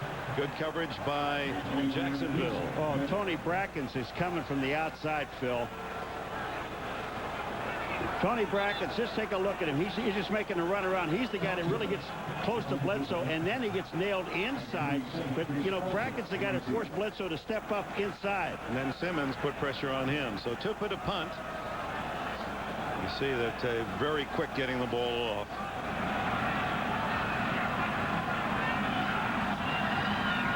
Hudson at the 10. Tupa just punches one toward the sidelines, and the wind's going to carry it wide and not a play inside the 20-yard line as we have a timeout.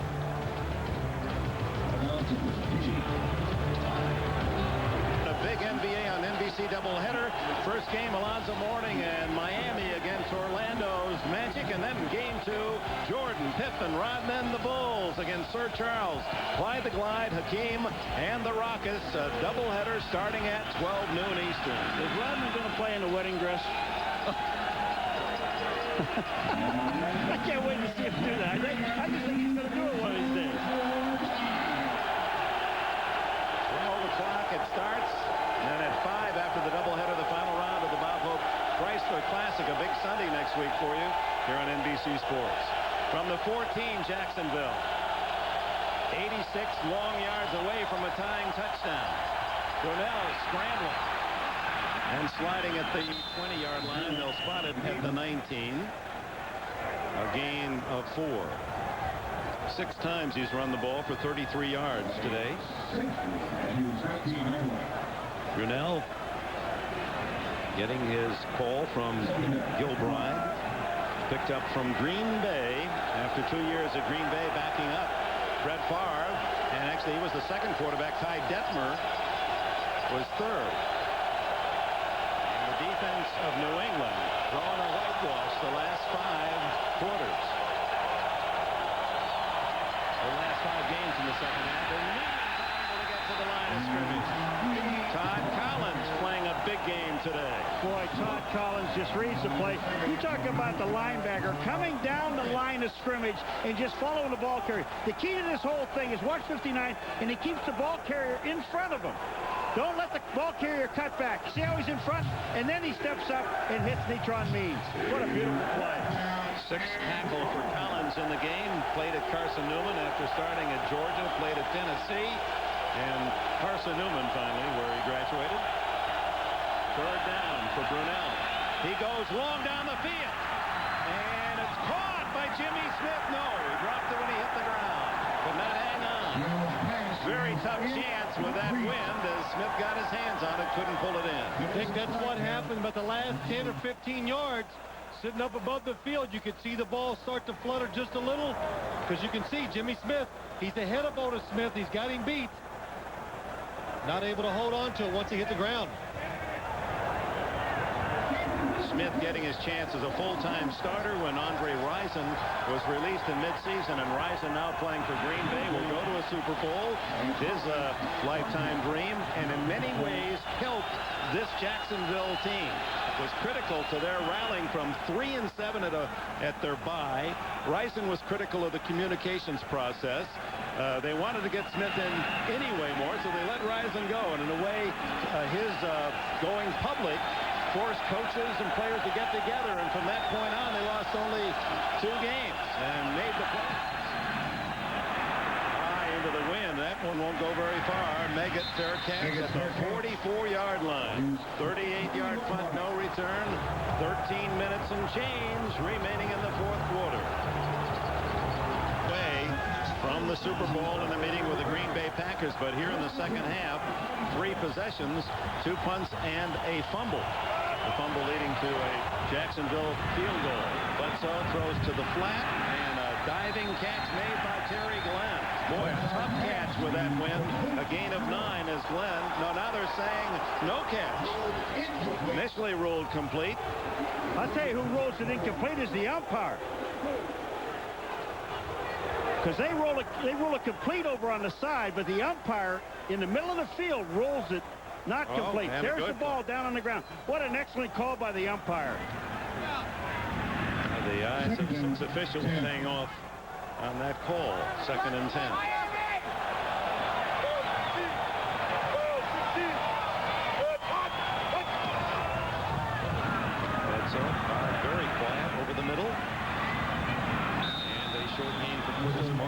Robinson makes another defensive play for Jacksonville. A gain of only a yard, maybe 2. Ray Perkins, the offensive coordinator. Well, Ray Perkins up there trying to get this offense in sync, and I'll tell you what, they've tried everything today. They've thrown screens, they got draws, different running plays. They've done it all. Nothing is really working, so you're the offensive coordinator. You just keep trying until you finally get something that this team can respond to and get back in rhythm. Bledsoe on 3rd down. Hit as he throws, and caught a big 3rd down throw. They've made only 1 of 9 3rd down conversions until that throw to Sean Jefferson, who's over 100 yards on the day. Took that 91 yards now for Jefferson. Well, Sean Jefferson really does a good job. Gets inside, holds his ground, and then goes down and protects the football. Really a good job by the receiver. Mickey Washington saying that he pushed off of him, but look at Bledsoe finally get a chance to step up and throw. Well, that's the key, Paul. He stepped up. He created a little opportunity. Gave himself about a half a second more to deliver the football. Martin behind Bledsoe. Fake to him. Bledsoe throws out to Byers, and Byers unable to turn upfield as Kevin Hardy zeroed in on the tackle. I'll tell you one thing about these linebackers from Jacksonville. When these guys hit you, you go down. I mean, there's no bouncing off. We saw Robinson on one side. He hit Meggett. He goes down. Then Hardy back on this side. Keith Byers comes out. Watch the hit. Watch where Byers ends up. He's hitting at the 39 or 41, and he knocks him back to the 44. That's like hitting a guard right there, too. Keith Byers is a big running back. Hardy is 246 pounds. All-America at Illinois. 2nd and 6. On the roll, Bledsoe. Some running room. And a first down for Curtis Martin. Finally brought down by Yurkovich and Robinson. 11 more. And they're close to field goal range with a 7-point lead and less than 11 minutes remaining in the 4th quarter. Well, it's a good job by the Patriots. It's a play-action fake one way. Bledsoe moves to the right. Then he looks back to the left. The defense is all coming to the right, expecting the pass to go that away. That's the reason why Curtis Martin is so wide open. Scott Zolak, the backup quarterback, encouraging Bledsoe. Batted in the air and still completed to Glenn. Short yardage, a gain of 4 to the 25-yard line. As Jeff Lageman got a mitt on the Bledsoe pass and knocked it in the air. That's the 3rd pass that's been knocked up in the air. One was intercepted. Another one fell in the middle of the field, and that one the Patriots caught. It's just a good job by Jeff Lageman. He's blocked. He has nowhere to go.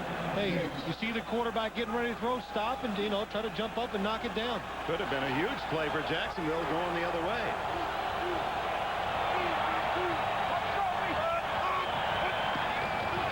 Second down.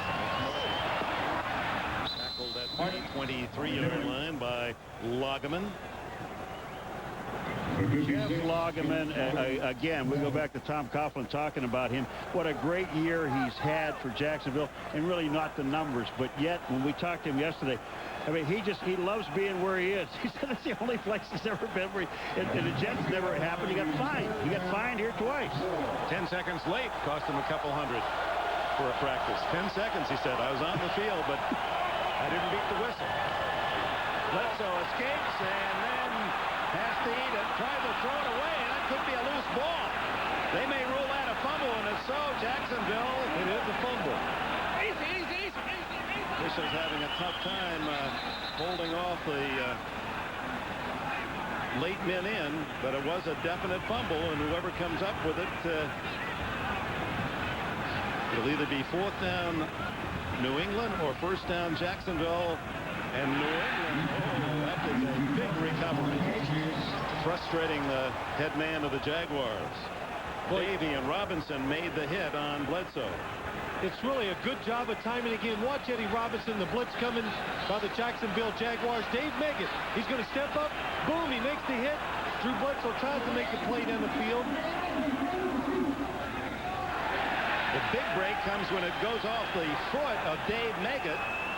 And it, of course, then goes forward, which will make this a shorter field goal attempt. I'll tell you that Eddie Robinson, what a job he just did. He got blocked at the line of scrimmage, stayed with it, got back, and got Bledsoe. I mean, that's called determination. Robinson is given a sack on the play. He's had a superb game for Jacksonville. Tom Coughlin arguing about what we can only guess. So Adam Vinatieri, who made this Patriot team this summer as a free agent out of South Dakota State after he kicked for Amsterdam in the World League.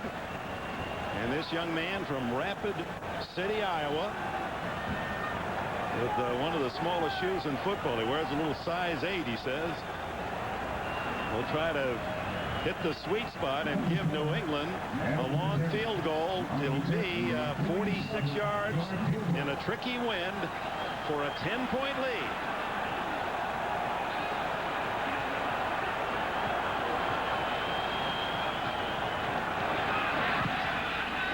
Hooking, no good. Wide to the left. That's the angle that the wind is blowing, and it carried it wide. And Dick, it was into the wind, so he tried to give it that little bit extra, and that's what makes it go left. Oh, the Jaguars, the Cinderellas of the American Football Conference, still within a touchdown. 8:42 remaining in Foxborough. Season games to go 9-7 to get in the playoffs, and have won the last by the same score, 30-27 in the playoffs. Rallied 7 down at Buffalo in the 4th. They were down early, 12-0 at Denver last week. Won both games. They take over on the missed field goal at their own 37. Brunell fires complete, and still on his feet is Keenan McCardell, finally brought down by Willie Clay, of first down. You know, the one 16. thing, Phil, it just seems like the receivers haven't had problems catching this ball, even though it's cold. Well, the fact that they got these sticky gloves on really help a lot, Paul, but it is a good catch. When they've had chances to get their hands on it, they're holding on to it. McCardell going to the Pro Bowl, the only representative from Jacksonville after his 85-catch season. James Stewart to the New England 46-yard line, maybe a yard on the play. Todd Collins, another tackle. 26-year-old Mark Brunell against 24-year-old Drew Bledsoe, and Bledsoe with the better numbers, although it did throw the one interception on the deflection. Second down, a long 8.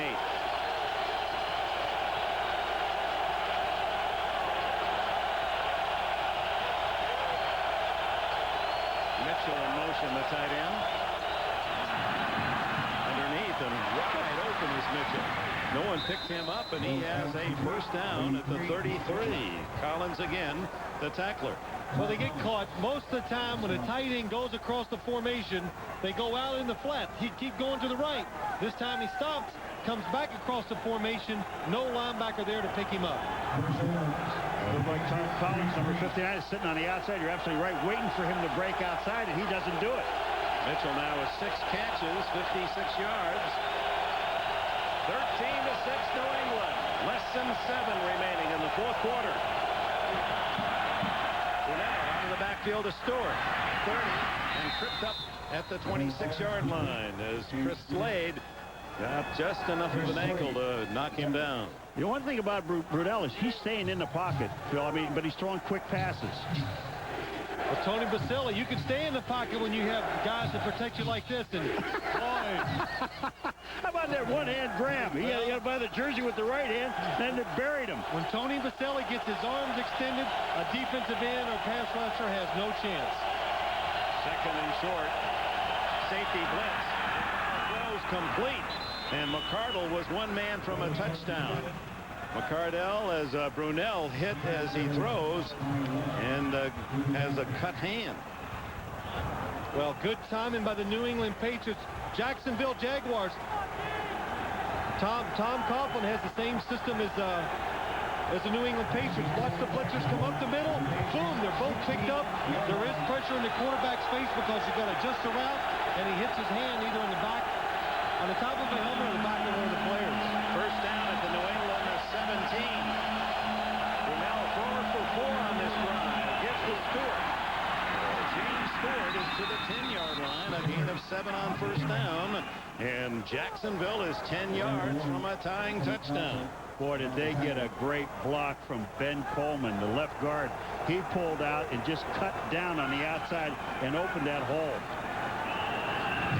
Means in, James Stewart out. This drive, remember, started back at the Jacksonville 37 after the missed field goal by Adam Vinatieri. Timeout. Now, hold on now. There is not a timeout call. 5:12 and the clock is running. Tom Coughlin's young Chargers from Jacksonville. 2nd and 3. Runs through his own blocker and burrows to the 6-yard line, and that looks good enough for a first down. Ted Johnson, the middle backer, with a tackle. You know, we talked to Coughlin about the Buffalo Bill game, and he told you, Phil, that he said, I had a plan and I thought I could win that game. Then we went to Denver last week, and he told you what? I don't know. Well, he says they're pretty good. I haven't figured it out yet. I hope the game starts and we find a way to win, and they did. His quarterback just created so many good opportunities for him. And that's pretty common in the NFL. A quarterback getting his hand hit, bleeding, things like that, because it's a throwing hand, and you really can't protect it once it goes forward. First and goal for Jacksonville. So now, yes, when we talked to him yesterday about this game, he just said, hey, I know the one thing. And it goes back to the Denver game. We cannot make any mistakes against Bill Parcells' team.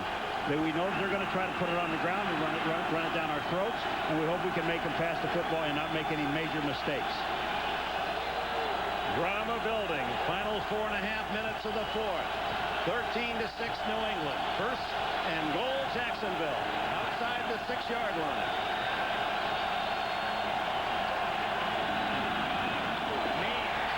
To the 5. A yard gain, that's all. Number 97, Mark Wheeler, was there first. Wheeler, an unrestricted free agent pickup from Tampa Bay. Well, that was an awful good play by Mark Wheeler. That time they had the tight end leading up inside. They had the defensive front of New England pushed back. It could have been a good play, but on the backside, Mark Wheeler hustles through and makes the play. Tight formation with a tight end. Mitchell split out to the right. 2nd and goal. Brunell over the inside. Intercepted by Willie Clay. They call him Big Play Clay. Oh, my.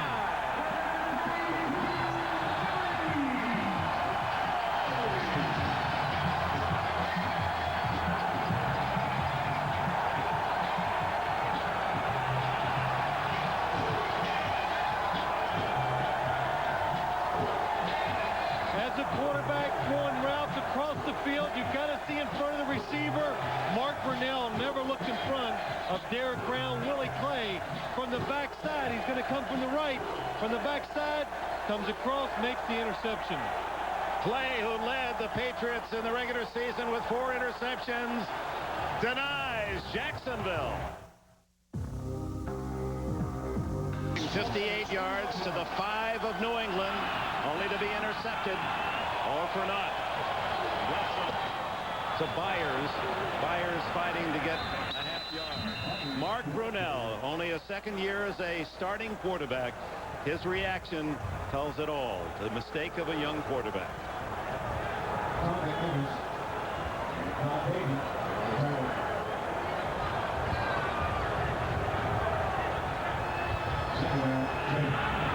Another thing that goes through your mind is you sit there and you think they put me in a position to win this, to at least tie this football game, and I gave it back to him.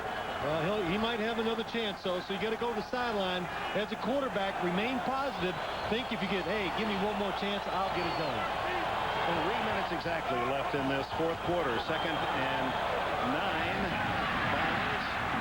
Stays in bounds. A heady play. A gain of 4 to the 25. It'll be 3rd down and 5. Kevin Hardy made the play, and Jacksonville will spend a timeout here with 2:49 left. They've got the 2-minute timeout and 2 timeouts of their own left. Tom Coughlin's miracle workers from North Florida. Will they get another chance? Coordinator Dick Sharon, a defensive back with the Lions most of his career, has made his call. Trying to get the ball away from Bledsoe. 3rd and 6. Into the incomplete to Byers. So that stops the clock. 2:46 left. Jacksonville has 2 timeouts and a 2-minute warning, and they're going to get the ball. Man, is that a big play. That stops the clock. 2:46. They still have 2 timeouts and a 2-minute. In real reality, they have 3 timeouts remaining. Tupa to punt. He's done a solid job with the wind conditions today. He has whatever advantage on this kick and sends one toward Hudson at the 34. 40. And knocked down at the 43, 44-yard line. 42-yard punt, 9 on the return by Hudson. Mark Brunell does get another chance. He gets another chance, Dick. He has plenty of time.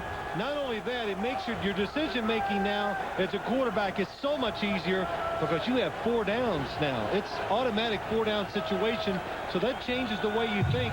You don't have to take those chances. You have time to run the ball. Yes, you do. You can still run the football. On this side of the 2-minute warning. Algro on the sidelines calling the defensive plays now, along with Bill Belichick. 1st and 58 for Jacksonville. To tie. Broad. Stewart. Fumble the ball and recovered by New England. It's Otis Smith. Smith for a touchdown.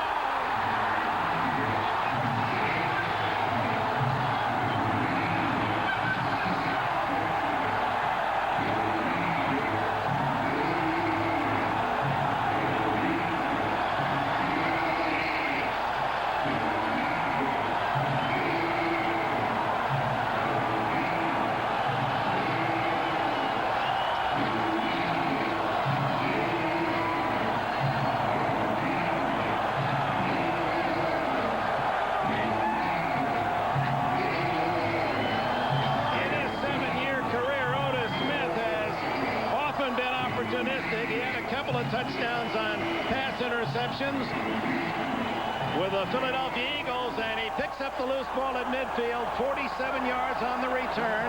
James Stewart trying to get that extra, knocked free from the ball. Then it turned extra point, and New England is 2 minutes and 24 seconds away from a trip to New Orleans. Well, it's appropriate. The defense has been spectacular the whole day. They make the play here that possibly could win the game for them. Chris Slade, number 53, pulled it out. Otis Smith catches it on the fly. And you know the one thing about this play, this was a tremendous play. This was a draw play, but Slade is the guy that really makes the play. Gets his arm in, knocked the ball out. Smith with the touchdown. That is great defense. Chris Slade, you can see him to the right as he comes, hits it from behind. That's what makes James Stewart fumble. It's mindful of a game in the 80s in Denver when Jeremiah Castile stripped Ernest Biner of the Cleveland Browns as the Browns were only 3 yards away from a possible Super Bowl chance, and Denver went on to the big party. Just didn't expect it today. You know, the perception was it was going to be offense, offense, offense, and both defenses have been solid all day, but New England has really been, they've had an awesome game today. What did Tom Coughlin say to us? Did you think about the scores? The punter being tackled on the 4-yard line, touchdown. The punt return guy fumbling the ball, field goal. And here's another one. Now, there's 20 points. A fumble recovery in the air for another touchdown. That's 17 out of the 20 points, basically on turnovers. So the New England Patriots have not allowed a touchdown in the 2 playoff games. Pittsburgh managing 1 field goal and Jacksonville only 2 field goals today. Out comes Bucky Brooks to the 30-yard line.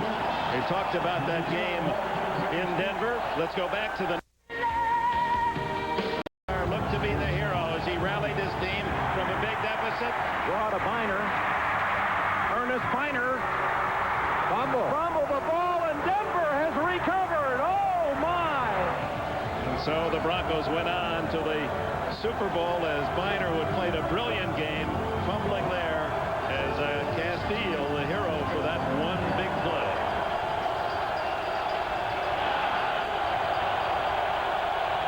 .2:16 left now for Jacksonville. Underneath underneath for the short gain to Mitchell, who has caught more passes than any receiver in the game. That's his 7th. But the clock runs 2:05, 2:04, and Jacksonville won't get a playoff before the 2-minute timeout. There it is. Jacksonville's Tom Coughlin, his young team, made the fight. But it's New England's defense that's going to take them to the Super Bowl. That's left. And it's been an incredible year for Jacksonville, and it's going to take something of monstrous proportions for them with only 120 seconds left. The pass, intercepted on the deflection. Teddy Bruschi, the rookie linebacker from Arizona, in the right place for the bounce, and that'll nail the win for New England. Jimmy Smith was the receiver, couldn't hang on.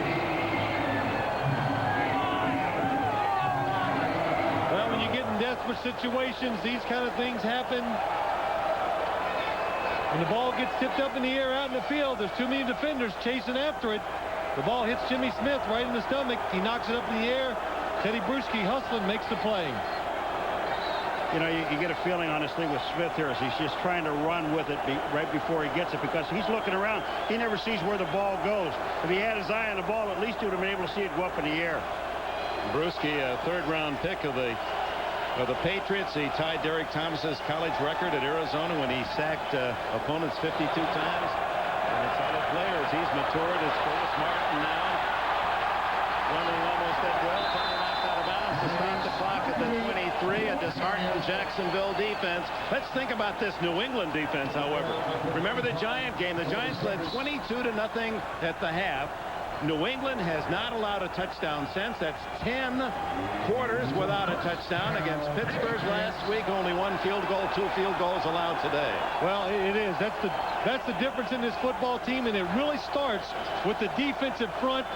They changed up, you know, back then, Dick, they changed. They play about 6 or 7 defensive linemen. They're bigger, they're stronger. It stopped teams from running the football on them, and that's the reason why they've gotten so good. Dropped. We want to remind you that with this crowd still on its feet celebrating, this is a hungry football audience here in New England. They've had not much to cheer in the 30-some years of this franchise, 36, and the Lamar Hunt Trophy awarded to the American Football Conference champion. It'll be presented at midfield, and it'll be a chance for all these fans, many of whom stayed here through the very lean years and are here to celebrate with those who came on to cheer a winner as latecomers. That'll follow. And then, of course, our Sunday night programming that includes Third Rock from the Sun.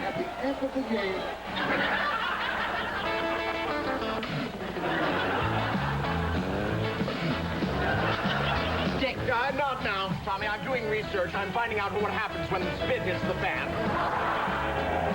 Tonight, it's Mike Ditka and Wayne Knight in the wild Third Rock.